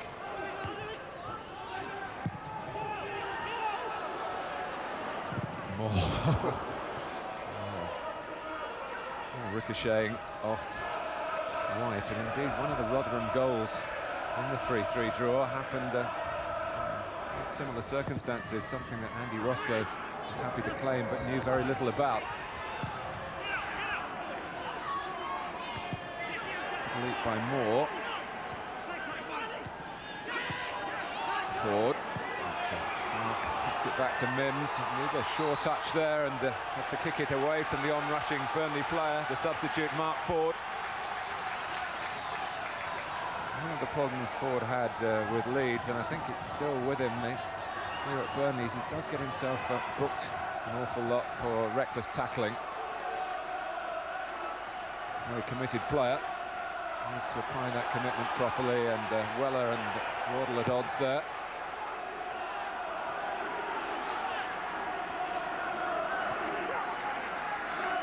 Moore. Now Weller.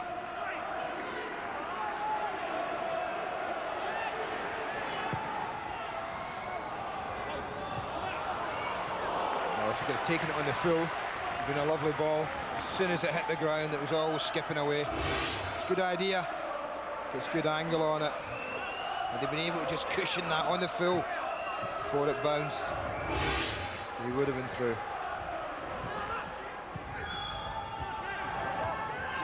Does get his head to it. Garner happy to hoist it forward, but that'll come straight back by the head of Brass. Garner there again, well measured. The basket comes from Thompson. Cowards. Well, they're getting the better of Berry.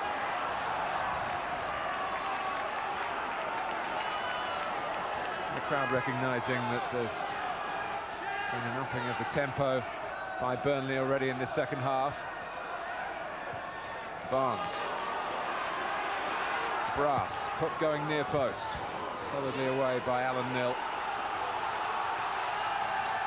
Unfussy, uncomplicated, but a hard man to pass. Blatherwick. Barnes' touch taking it only to Garner. And room for Berry to roam.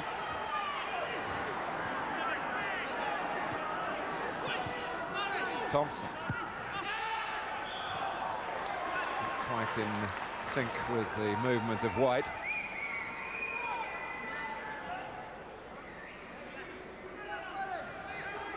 Ten minutes gone in the second half. The one goal came 10 minutes into the first.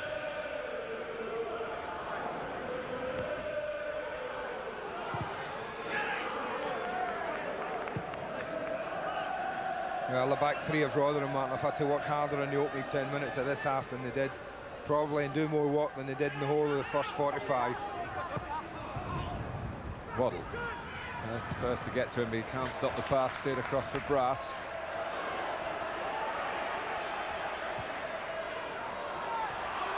Cook. Now in danger of grabbing hold of him. Berry.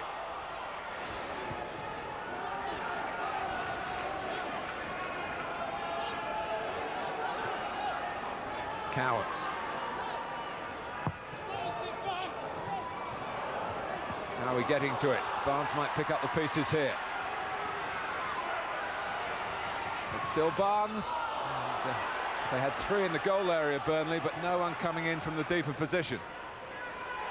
White. Not a bad ball either, that, you know, just nicking it back there to the edge of the box. Entitled to someone appearing there.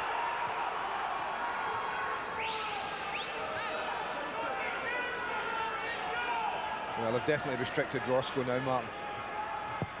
He's a defender now, simple as that. In the sense that Rotherham's defenders now are really going to be put to the test. Burnley quite prepared to be direct and just get it forward to the big figure of Lee Howie and hope that the knockdown suit Cook and Barnes. Nothing pretty about it. It's not a pretty picture for Burnley at the moment.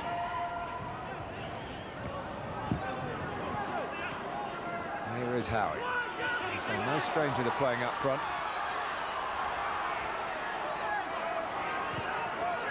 Back with Weller. Cowan's coming to collect.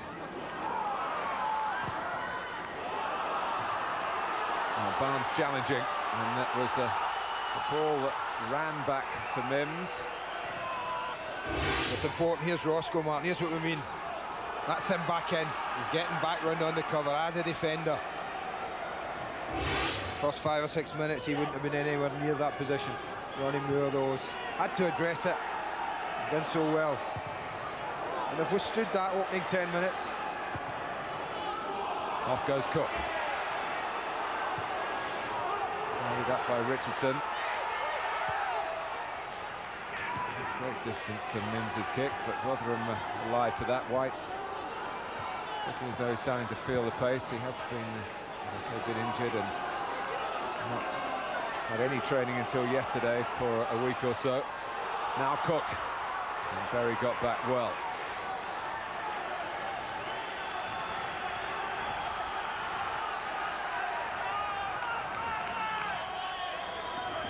It's a lot more positive from Burnley, no doubt about that. Been a lot more threat. There couldn't have been less of a threat, to be honest. There's always that worry that should they break Rotherham, they have got in White and Glover a couple of lads who have looked a threat whenever the ball's been in their area. What they are, though, is more restricted to using the right-hand side now to build through with, as you say, Andy Roscoe started as a right wing-back, then went to a left wing-back and is now an orthodox left-back. And here's Glover. Cowans, of course, was in the Championship winning side and European Cup winning side. Which is over 15 years ago. Remembered on a night that Aston Villa had been playing in European competition.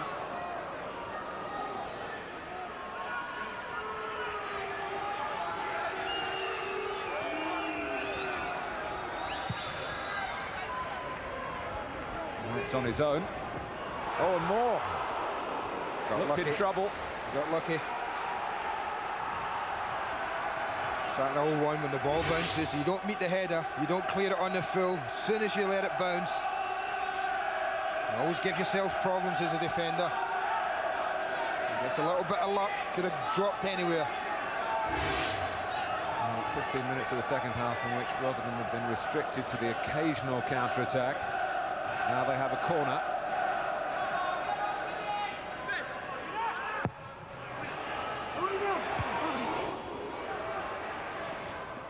And another corner.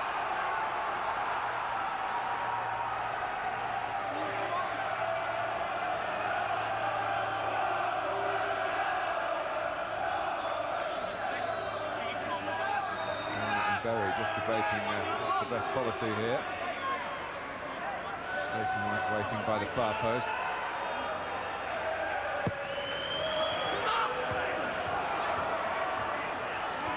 Getting an important touch there on the edge of the area. Thompson. We'll just drill it forward. Burnley get the throw. Just under half an hour for them to find one goal to take it to extra time.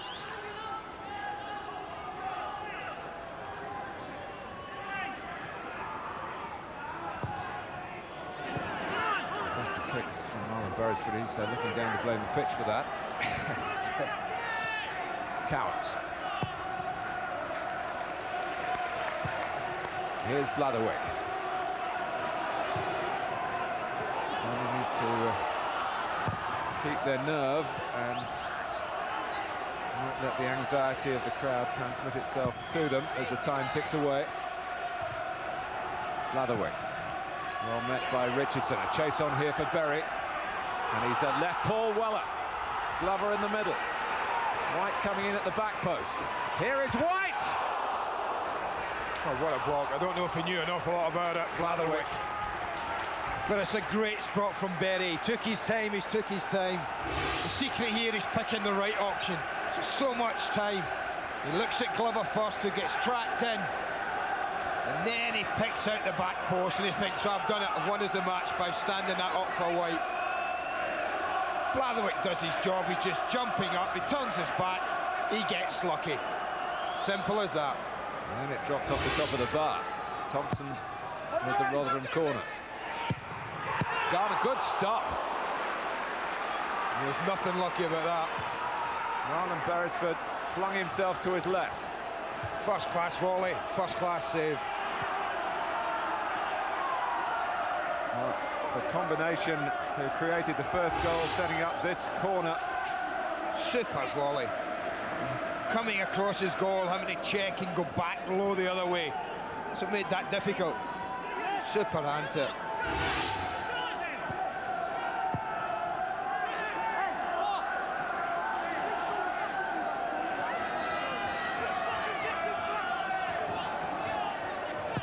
Brass. Nicked back by Roscoe. And Rotherham trying to reassert themselves in the second half.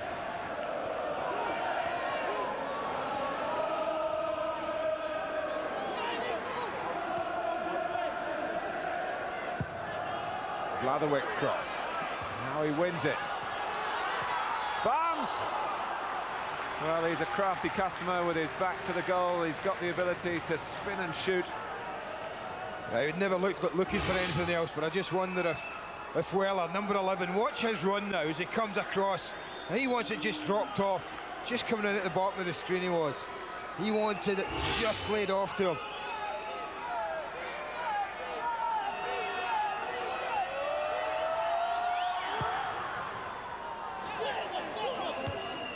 Headed by Blatherwick.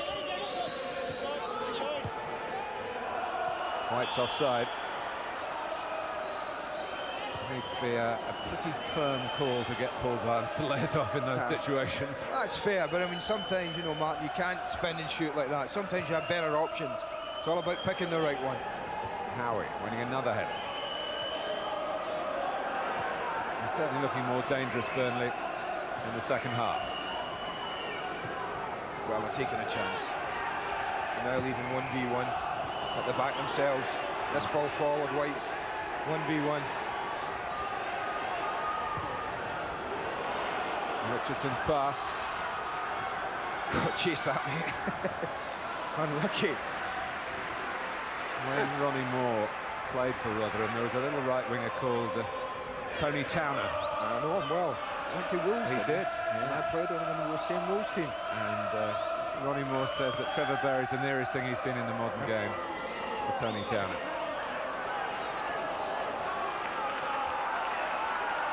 Well, I don't think that's any surprise. They've dominated possession in this second half.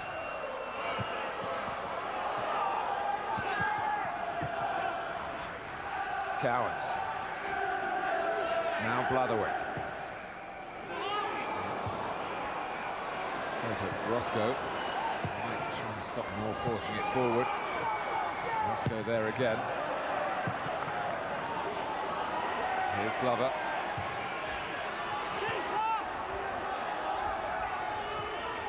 It's an awful lot of possession, but even with it, well, I can't remember too many saves that Bobby Mims has had to make in this second half. No, but you just sense that there is maybe more to come from Burnley. Maybe the psychological battle now. Rotherham knowing they're getting closer and closer, and maybe a second goal. But White's accelerating. Well, I'll tell you what, if he gives a free kick, he's off. He looked at the linesman for a long, long time. The referee, I don't know why. I don't know why. I mean, he takes it out his stride here and he's away. And he's through for pace, there isn't a doubt about that. And that's a free kick, there isn't a doubt in my mind. That was a free kick. He catches White. White goes down, he looked long and hard at his linesman. I don't know why, he had a pretty good view of it himself. Well, he couldn't be 100% sure, and I suppose you have to be in those situations because Moore would have had to have been sent off. Whether he was looking as to whether it was in the box, I don't know. Maybe a change of luck for Burnley. Well, that's a couple down that end. That White header that hit Blatherwick, and now Moore risking a red card with that desperate challenge. And now Moore has come forward and White's come back to mark here. Can they find the same sort of finesse with the corners that they had in the first half? Cowans flipping it in. And it's Berry with a race now with Chris Brass. It's a good contest this, and Berry's getting the better of it. Difficult angle, he's gone for a chip. What a goal! Absolutely magnificent! Trevor Berry on the break. Well, you talked about signing with Villa. It was this sort of ability he showed as a young kid of 17, Martin, that made many Premier League clubs look at this boy closely. That's why they did it, because he's capable of producing something like this. Strong enough to win the challenge, and then skillful enough to do that. First time live on television for Rotherham. What a way to announce an arrival to live television. Quite magnificent finish. Well, at any level of the game, anywhere in the world, that is simply superb. No wonder Ronnie Moore jumps for joy.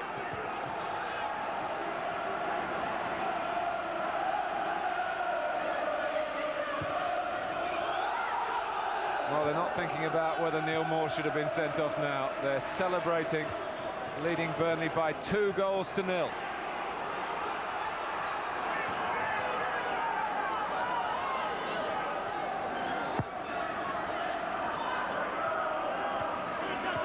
And here's Garner. And if it was a examination of Burnley's confidence and character at 1-0, what about now at 2-0 down? Then Roder, Chris Woods there. It looks as though the assistant manager is thinking about making another substitution, one made at half-time. Chris Waddle possibly having some input into that as well from on the pitch. Yeah, he just indicated to him. Maybe he's the player who's going to go off, but you wouldn't think so in these circumstances.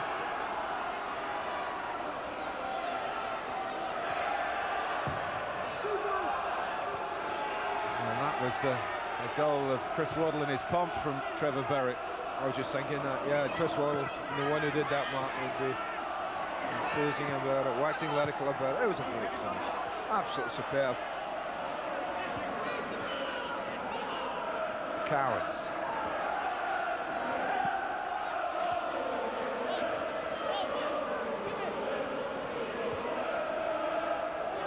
Blatherwick. In towards Howie. Good climb by Nil. And Mims has to make a save there from Andy Cook. Wasn't the most difficult, but it was a shot on target. A good Burnley striker. Yeah, he strikes it well enough, just sets it and hits it straight at Mims. That's what made it comfortable for in the end.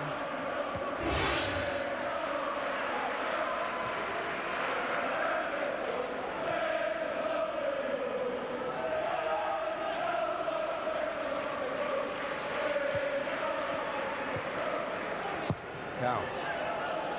Howie using his strength. Strength of body, strength of mind. That's what Burnley need in abundance now. Waddle. And Weller going for this one, but he won't get there. And it's just struck me that we are privileged on Sky Sports to bring football from all levels to our viewers. And here, some might say in the humble surroundings of a first-round FA Cup replay, but that's a glorious goal. That's a really glorious goal. We're going to see many games on the road to Wembley, Martin, and many goals. I mean, I don't know if we'll see a better one. That's how good it was. Well, Gordon Cowans, as you see, has gone off. Jerry Harrison, whose future here at Burnley is in some doubt. He's expressed a desire to leave, but he's got to get out there and show his commitment to the cause.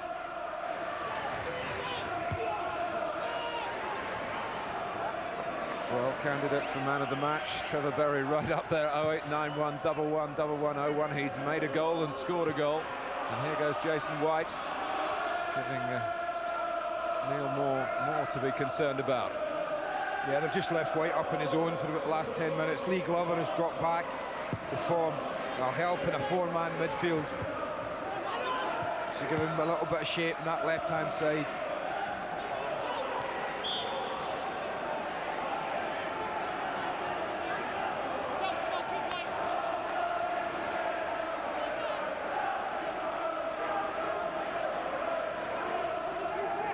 Gives us a little chance, and we'll make no apologies for talking about it and looking at this goal again.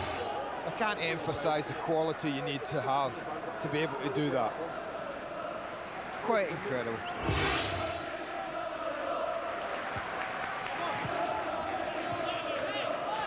Trevor Berry, who nearly didn't make it to play tonight.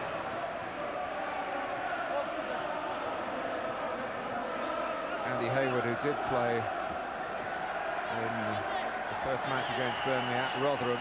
And in fact, it is Trevor Berry who's going off, to tremendous response from the Rotherham fans who made the journey across into Lancashire tonight.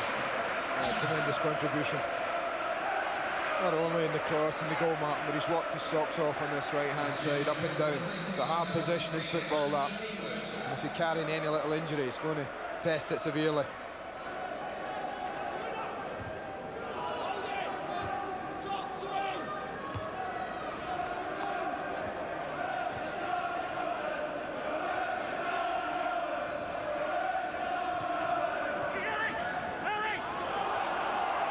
Clark just got to the ball. Burnley anxious to get to this ball quickly and take the throw. But Miller's got no one really to throw it to straight away until Barnes suddenly appeared on the scene. It's a good cross by Harrison. He's taken up a decent position to collect the pass. Lovely run, good touch, just a little bit heavy with the cross, that was all. Blatherwick. Murray jumping with nil. Extra man there for Rotherham. It was Richardson.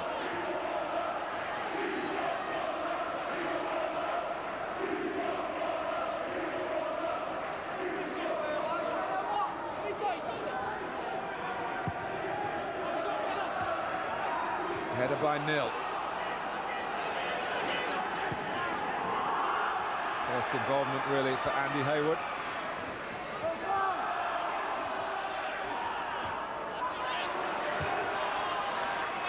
Stopped by Weller. Nice kick clearance by Moore, straight to Thompson. He's caught the bug. Harrison. Good challenge by Garner, but it's down his throat.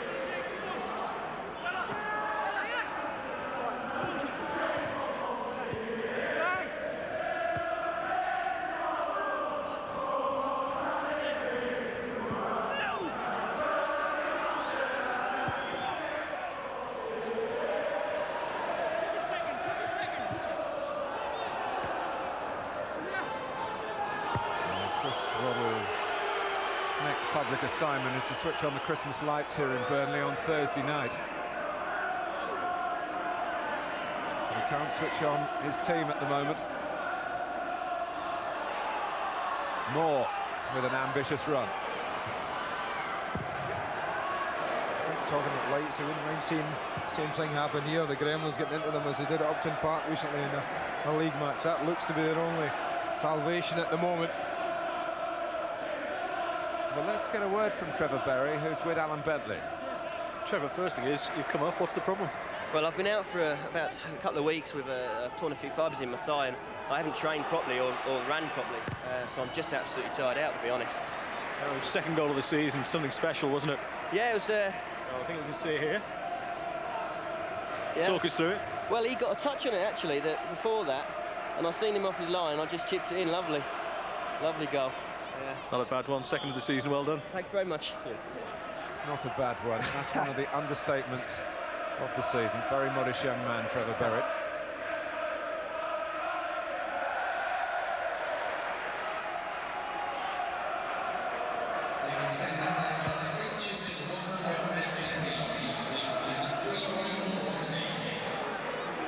Well, Chris Waddle, when he came here, he said that it was a big job. You only get a chance in management usually when things are not going too well at a club.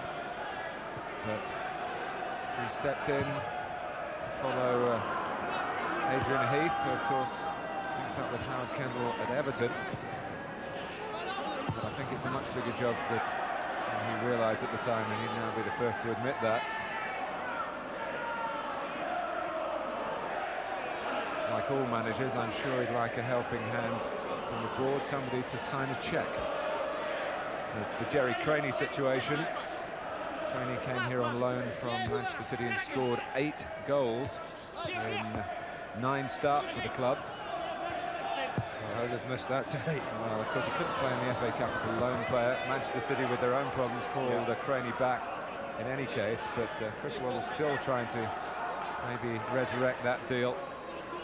And you feel if it continues to go this way tonight and they go out of the FA Cup, that's very important for the real priority of avoiding relegation.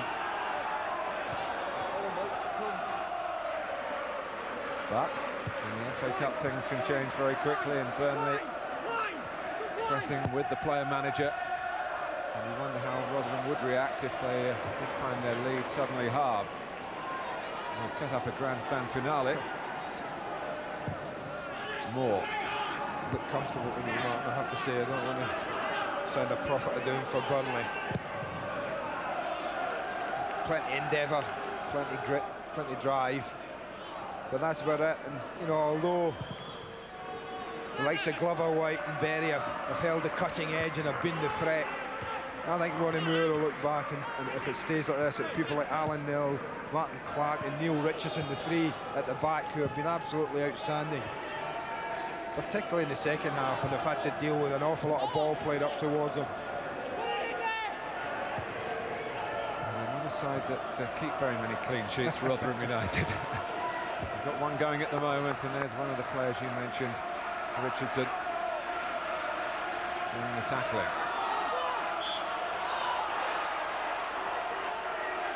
Barnes complaining that it was Roscoe who was the culprit. Coming up for you on Sky Sports on Friday, Alan Kirbish's Charlton, Steve McMahon's Swindon. That should be a match with plenty of entertainment. Friday, Sky Sports 2. Scottish Coca-Cola Cup final on Sunday, Celtic against Dundee United, Sky Sports 3 at 2. Your cup of tea is the FA Carling Premiership, Arsenal against Liverpool, and I'm sure the goals from Manchester United against Blackburn to bring to you on Sky Sports 1.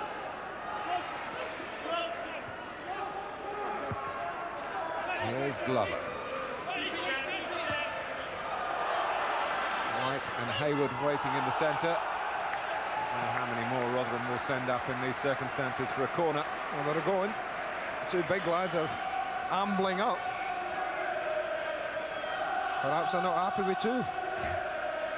Here's Richardson. The other is Alan Nill, who scored in the 3-3 draw.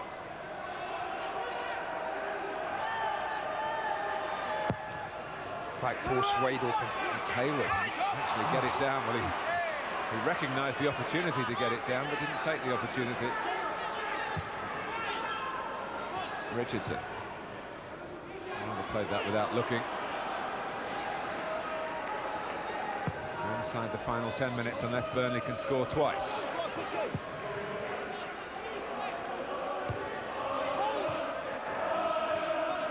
Barnes.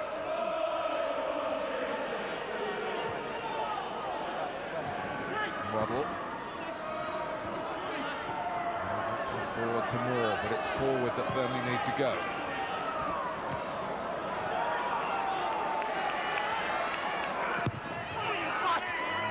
Has been ultra reliable. That was one of those late challenges from Mark Ford that's got him into trouble in the past. He had the good grace to apologise to Richardson there.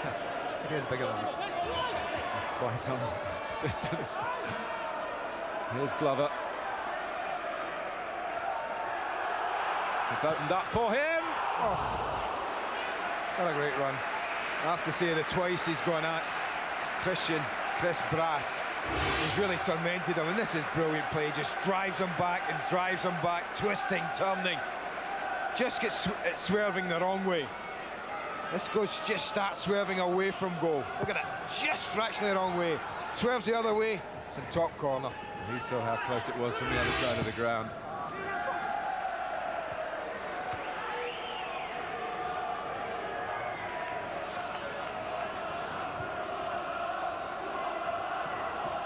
Well, the Burnley fans, as you can hear, not happy. And a sizable number staying away tonight. Burnley won their last two games instead of losing them.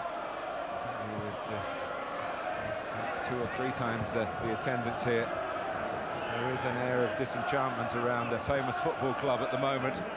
But Chris Waddle, who's only been here a matter of months, surely will be given proper time to sort it out. He's a very determined man. He knows what he wants. It's whether the directors can find the course of action that suits both parties. As I said right at the top as well, man, what will disappoint them in the cold light of tomorrow will be the fact of who they're actually drawing in the next round. Kings Lynn at home, well, at the risk of saying there won't be a giant killing, it's a great chance to get into the third round. And who knows from there who you might just draw. There's a man in the ground who might disagree with you, Peter Morris. Yes, I'm sure he will. The manager of Kings Lynn these days, on a spying mission. Well, if he's here, he'll be very impressed with the performance he's seen from Rotherham. Rotherham have a corner.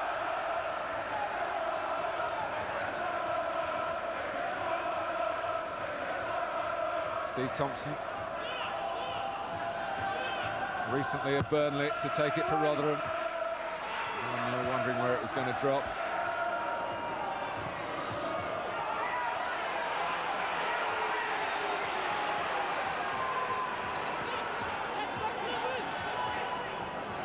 Blatherwick.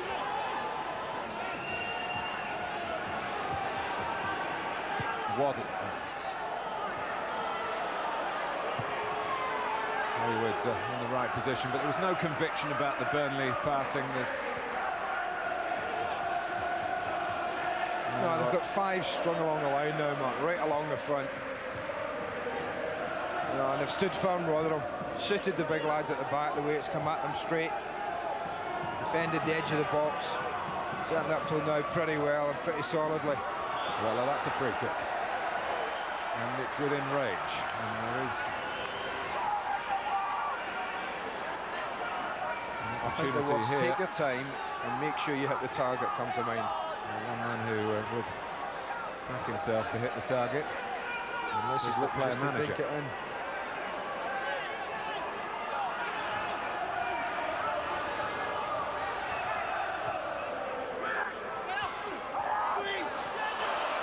Was a bit slow off the mark, as if he thought someone else was going for it. Hurst didn't stand back. Man of the match telephone number, your vote, 0891 111101.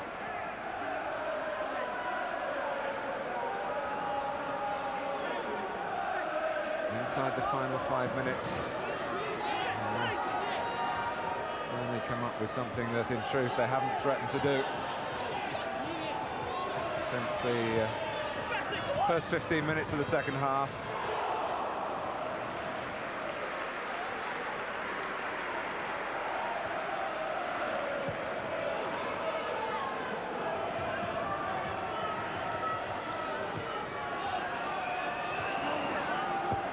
Clark, Weller got to him, cleared by Nil.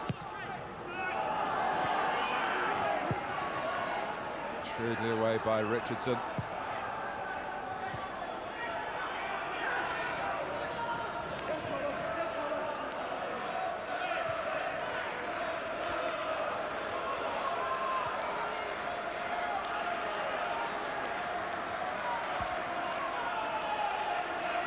Moore. Now Blatherwick. On from Waddle.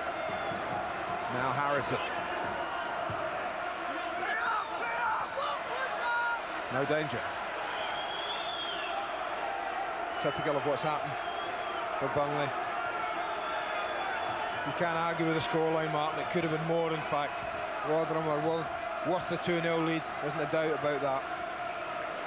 Well, it may be against league status, but it's in line with current form of the two sides. Just one defeat and 10 for Rotherham. And Burnley with only those 4 wins in, well, now almost 24 games all season long. And here's Lee Glover.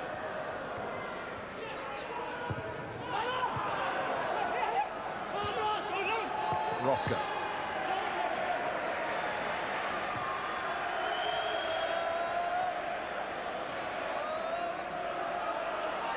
That might be the only happy, smiling Burnley fan in the ground.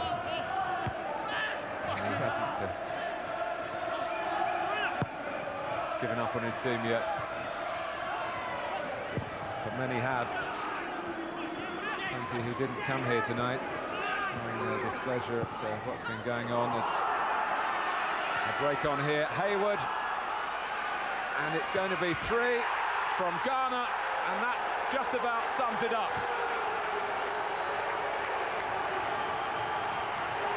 Burnley ripped apart on the break again. 2 great balls again. First class, and Garner, who's been running from first minute till the 90th.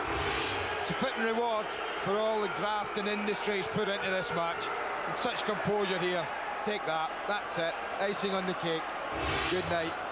King's Lynn next round.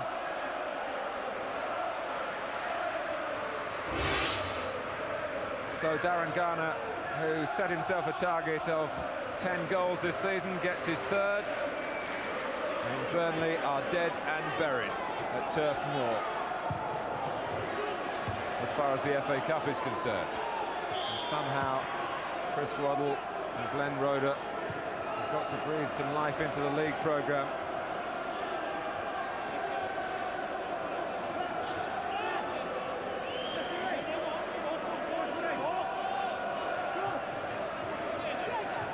Well, you can understand the disappointment, but this is very comprehensive for Rotherham United and Ronnie Moore.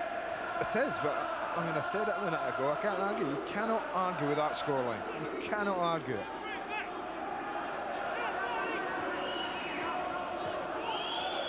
Thompson. And nearly nicking it back.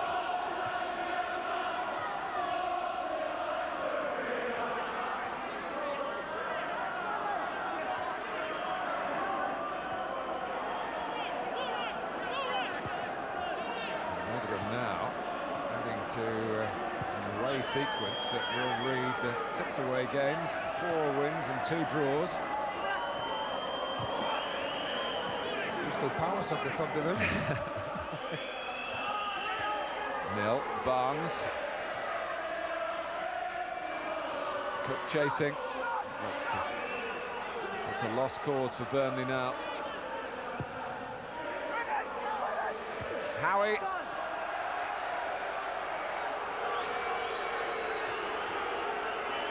Now all about the defenders getting their bit of glory by keeping a clean sheet for Rotherham, Martin. That's what the last couple of minutes of this match is about. Just a little nudge on Howie, enough to stop him getting a clear header. And apart from a couple of shaky moments from particular corners in the first half, they've defended pretty well.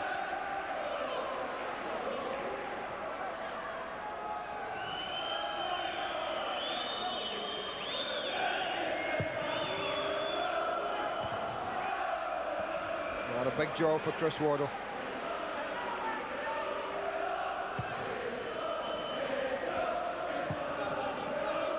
White, who started it all off.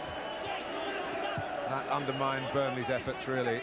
Losing the first goal when they're in such a slump. It's very bad news for them. Roscoe. It's been, in the end, something of a romp for Rotherham United.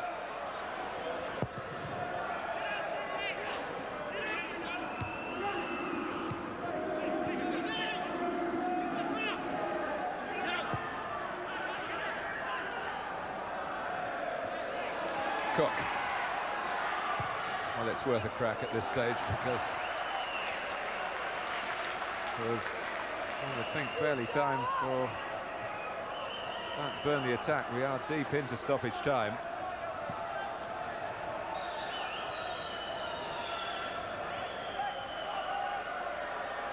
But everyone who's watched this tonight will remember that Trevor Berry goal, a real highlight. Even when you're seeing your team lose like the Burnley fans have done. Rotherham United from Division 3 have knocked out second division Burnley at the second attempt to reach the second round of the Littlewood-sponsored FA Cup. More woe for Chris Waddle. Joy for Ronnie Moore, though. Burnley's pain is certainly Rotherham's gain. Trevor Berry's cross, Marlon Beresford off his line, and Jason White's header looping in to give Rotherham the lead early in the first half. And then the stage set as Burnley threw a lot at the start of the second half. The breakaway from Berry, the chip of perfect precision, and there was only one winner from that point, and Rotherham iced their cake. Hayward the substitute, Darren Garner breaking from midfield, and it's a home draw against non-league Kings Lynn, and the possible treasures of round 3 must look well within reach for Rotherham now. But with a Burnley turfed out of the FA Cup at their own turf moor, it's certainly the Millers who are merry tonight. A final score here, Burnley 0, Rotherham 3.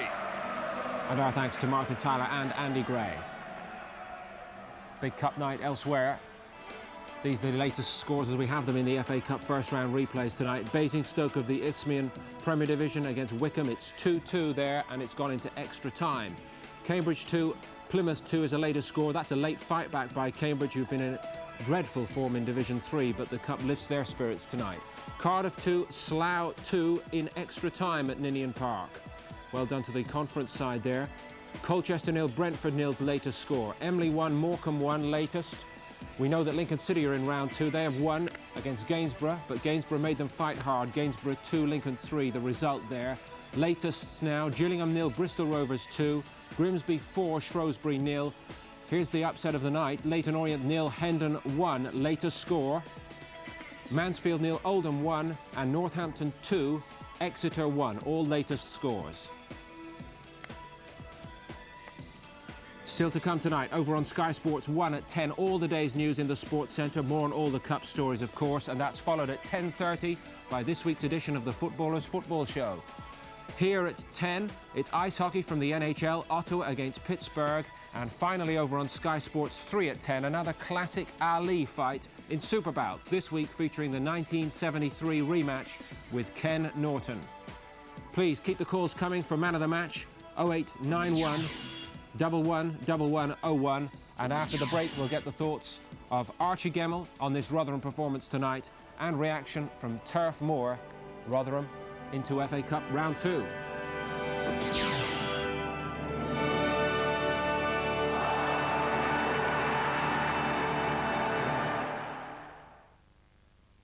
World champions South Africa. Their rugby is their passion. South Africa. And winning is everything. History has been made! The Lion scars run deep. Having had it rammed down our throats about how good South Africa were, they still don't give a shit. Well, perhaps they will now. The Springboks are hungry for revenge. England is ready. Twickenham awaits.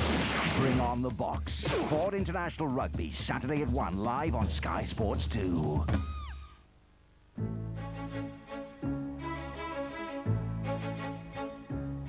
We have an army of highly trained staff. The very latest technology. Ready to respond within 24 hours. Dedicated to ensuring that every morning this hat is the perfect temperature. British Gas, the home of energy.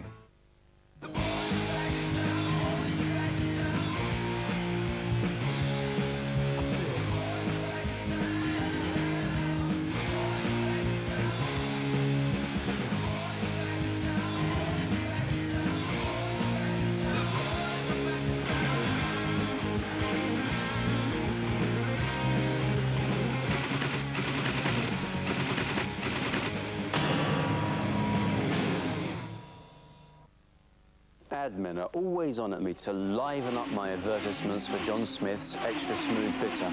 They don't think it's enough to talk about its extra smooth taste. What we need's a bit of action, Jackie.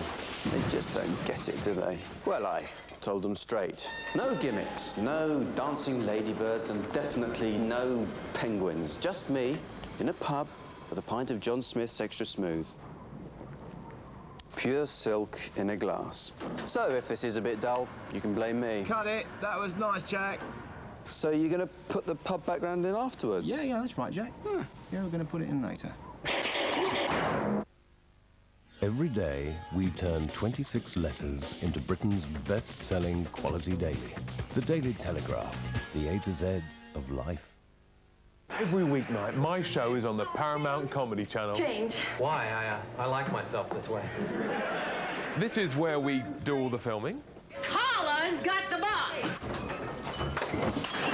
You and I could go someplace. Oh no, the beer's run out. Tim, have you done Gran's thank you letter? Dearest Gran, thanks for your most generous gift, the beginner's chemistry set. I feel that one day I may join the hallowed portals of scientific luminaries such as Louis Pasteur. Yours sincerely, Timothy. Can you think of a more eloquent way to say thank you than Cadbury's Roses?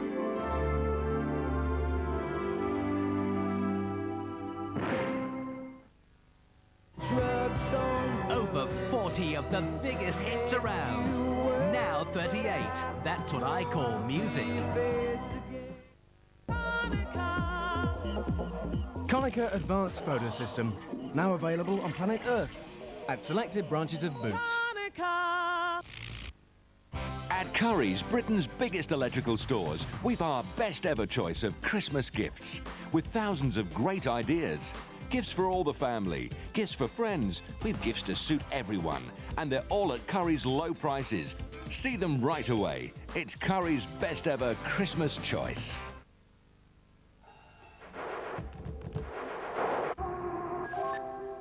There are many different ways to communicate. But with Nokia's range of mobile phones, it's never been easier.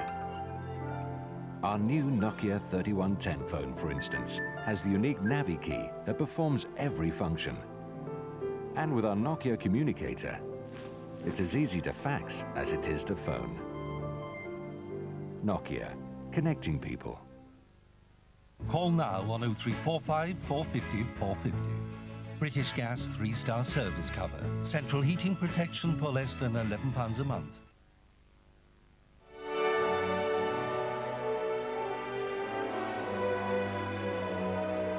The FA Cup, sponsored by Littlewoods, gives us a first ever live TV appearance by Rotherham and how they've seized their moment in the spotlight. Winners at Burnley by 3-0. They actually outshot the home side as well and won 10 corners to Burnley's 6. Nobody booked and nobody sent off. There was one debatable incident second half. First half action areas, well, an even spread, 50% concentrated in the middle third of the field. And a pretty similar story in the second half. But crucially, Burnley had all the possession but really couldn't make it count for them. Voting on man of the match tonight. Berry scored a superb second goal, 48%. Richardson 22%, Roscoe 20%. Well, there's 3 live candidates, the others mustering only 10% between them. Rotherham's night in every sense. A very happy Rotherham dressing room, no doubt. Alan Bentley has worked his way inside there to seek out the man of the match. Trevor, they always say that you footballers take each game as it comes. A game against Kings Lynn coming up. Are you going to be forgiven for thinking of round 3 and the big guns? Not yet. We've got to beat them yet, you know. This must be a good team to get to the second round, so, you know, just happy about today. What do you think was the key to the victory tonight? Hard work, really. Hard work, and we beat them tactically, I think. We come to the game and we won in it a bit more than them. Thanks, lads. But yeah, I think we're just better on the night. We could come to Jason over here on our left. Jason, we mentioned with Trevor before that he'd had 1 or 2 injury problems. Was it a gamble yourself playing? Not really. I had a bit of a hamstring earlier in the week, but I became myself fit to play, and it went well for us. Now 7 in 13 games. Is this one of the best times of your career? It's getting up there. I hope it keeps going. So the lads played brilliant today. We defended like mad when we had to. I mean, we broke well. I thought we was a better side. Now, Ronnie Moore has said the prime objective is still promotion. You've done it with Northampton. Are these lot equipped to do it as well? I don't want to put the muckers on it really, but definitely. Well done tonight. Thank you. Well done. If we can come out again, the man of the match. Back over to my right is Trevor. Well done, Trevor. Thanks very much. Cheers. That will be a very happy team bus on the way home. Well done to all of them. And well done also to Steve Knight from Ayr in Scotland. Steve wins our Man of the Match at home competition tonight, and a replica jersey of the Man of the Match, Berry, on its way to you. Archie Gemmell along with me tonight. Archie was manager at Rotherham for a couple of years a while ago, along with John McGovern. And one or two players that you brought to the club have done Rotherham of today proud tonight, haven't they? Yes, I've done very well. Trevor, we bought from Aston Villa, and we got Darren Garner from non-league, and the two of them have played very well tonight. In the papers, Archie, it's going to look like an easy win for Rotherham. Well, I said before the match that I thought possibly Burnley would shade it with home advantage, but really Rotherham have totally dominated from start to finish, and it ended up a comprehensive victory. I think maybe people who haven't seen them before would have been just surprised by the overall quality of their football and the constructive, progressive way they went forward throughout the game. They played very well from the back. The three centre-halves have never put a foot wrong the whole evening. The two midfield players have worked particularly hard up and down the pitch, and they've got a little bit of class up front with Glover. So all in all, their performance has been first class. We were expecting Burnley to come out all guns firing in the second half, but this really, early on, is about as close as they came all night. Yeah, it's only time. They had 3 or 4 corners in the first half where they looked they could possibly score from. But other than that, they were inept for the 90 minutes. One or two nervous moments for Bobby Mims. You Yeah, care to look at the video. I said before, I think he possibly was looking for what he was going to do with it. Second half, it just confirmed what we'd seen before the break, really. Yeah. Excellent stop from Beresford. And a good partnership, it seems, that Rotherham have formed here between Glover and White. You know half of the partnership, don't you, Glover? Yeah, well, the two of them are two good front men, and tonight's showing the two of them have held it up quite well. They've worked hard and they've complemented each other. Burnley looked dreadfully short of confidence, didn't they, Archie? Yeah, well, that's where it comes from, not having too many victories under your belt. Perhaps that was the moment early in the second half. I think that was 48 minutes Barnes was in there. Yeah. You felt that at that stage they needed something to run for them. Yeah, to go forward with, but after that, never got it. Trevor's done superbly well here. He's waited, he stood it up far corner, and on another day that's a set goal. But that really was the shape of the second half, wasn't it? They counter-attacked so well. Totally dominated. That's a good strike by Darren, good volley. Tell us a little bit about Garner's background. Well, he's been in Plymouth to start with, and he went non-league, and we bought him to Rotherham to be the holding man in midfield, because he's a good tackler and he's got 2 good feet. And I think tonight he showed he's worked particularly hard and kept things going very simply. Did you feel Burnley started to take too many risks at the back? Well, I think they did, you know, because they shoved up the man and they were playing sometimes 2 on 2 or 1 on 1. What was your view on this? Well, I mentioned that there was no booking, nobody sent off, but on another night. When you see it in slow motion, it's most certainly a sending off. This goal here would grace any pitch in any country in the world. Have you seen him do that sort of thing before? Yeah, he's done it quite a few times in training. He's got 2 exceptionally good feet, and he is a good player. Can he go on and achieve a lot more in football? Well, I think he can. You know, he's only young, 22, coming 23, so he's got a lot of time yet. There's a good case of hard work and seeing him materialise. Ronnie Moore, I think, was looking for the third here from Glover, I think. Yeah, well, that was Glover at his best, ball into feet, turning people and having a good strike. But they were hopelessly short-handed at the back. Yeah, well, this is, you know, they're 2-0 down, they're pushing hopefully, and they've got caught once again on the break. But Darren's taking his time and just slotted it very comfortably past the goalkeeper. Must be very enjoyable for this group of players, because they don't get much time in the limelight, do they? They don't get much credit, even as a good side in their own division. They've most certainly done themselves proud tonight. That was an excellent performance. Thank you, Archie. Let's get back to Turf Moor and have a word with the victorious manager tonight, Ronnie Moore, with Alan Bentley. Ronnie, is that your best experience in the FA Cup so far? Yeah, I think so. I mean, we played ever so well. I mean, right from the start, we set our stall out, defended a little bit deeper than we normally do, but I thought we played some excellent football tonight. Now, this season, defensively, you've had 1 or 2 problems. You must have been delighted with that performance tonight. Well, without doubt, I thought the back three, you know, defended ever so well. Bobby Mims did well after a shocking first 4 or 5 minutes where he's dropped 1 or 2, but he's made a couple of good saves and important saves. But I thought it's hard to sort of point your finger on who played really well, because everybody as a team effort was brilliant for me. Now, we've spoken to the goal scorers of the first 2 goals. How big a gamble was it from you to play them? Well, it's a massive gamble, I mean, because we've had a great result on a Saturday. But, I mean, you know, we always thought that Jason's pace would cause him some trouble, and we always with Trevor Berry's trickery, is always going to cause problems. I mean, what an excellent second goal. I mean, you go a long way to see a goal like that. Now, what do you know about Kings Lynn? Not a great deal, but it looks like I'm going to have to start to do some travelling, that's for sure.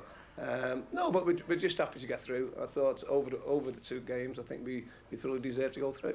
Now, hopefully we can get a Kings Lynn and maybe get a decent draw. When I say decent draw, you know, we have to do Kings Lynn first, but after that, I mean, let's enjoy the cup, because the biggest thing for this club is to get out of this division as quickly as possible. Yeah, you're 9th at the moment. Can this be the springboard for an assault on Division 3? I'd like to think so. I think we've gone 11 games undefeated at the moment. Sorry, 1 game in 11 we've lost, which isn't bad. So we're going in the right direction, that's for sure. But yeah, hopefully, I mean, let's get out this division, but we'll enjoy the cup because it's a great competition. Thanks a lot, Ronnie. Cheers. Now, can you claim any credit for what he's starting to achieve there? No, I think every manager deserves it. He's having a very good time at this particular moment in time. He's got the players playing well, playing particularly well, so every credit to him. Martin Tyler in commentary said that the goal by Berry would have graced any league, any time in the world, and you've said the same thing about it yourself. We make no apology here for having another look at this, because this was a fabulous moment. He's done wonderfully well.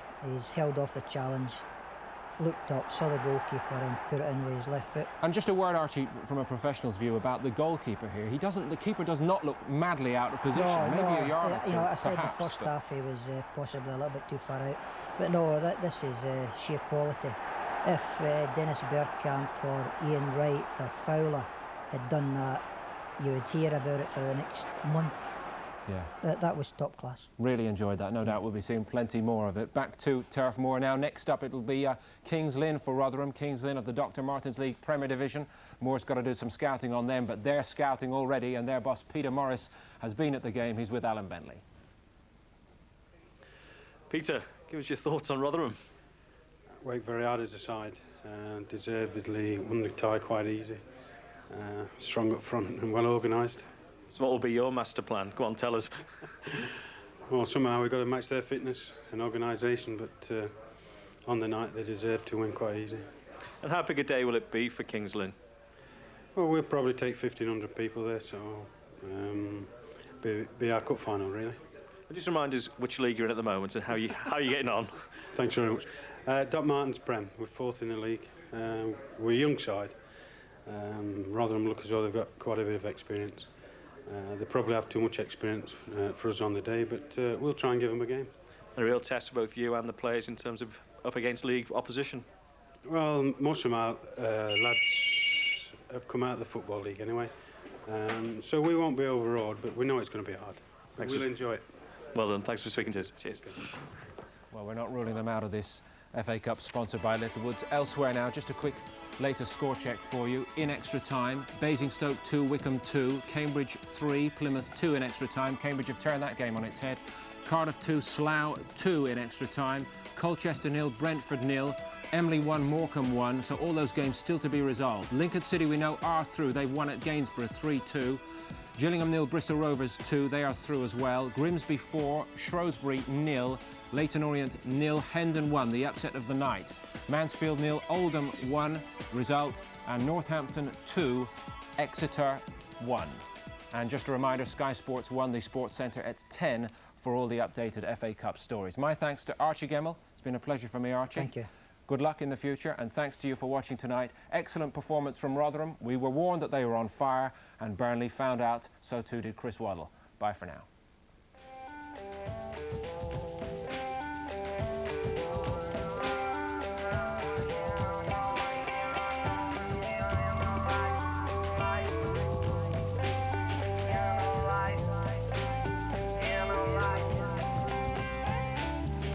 Looking back on my life, you know that all I see are things I could have changed.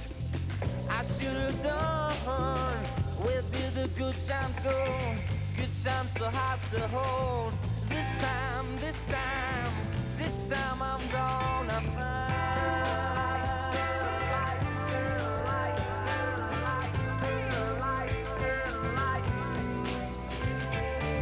Woke up another day. The pain won't go away. I am growing. your ways into a light. I pass another dream, another chance. This time, this time, this time I'm gonna rise into the light in or out of shame. This time, this time, this time, this time, this time, this time, this time, this time, this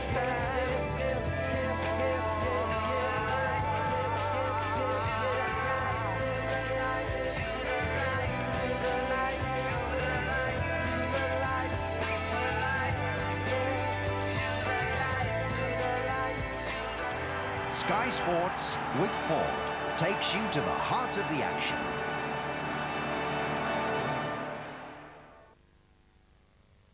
Descend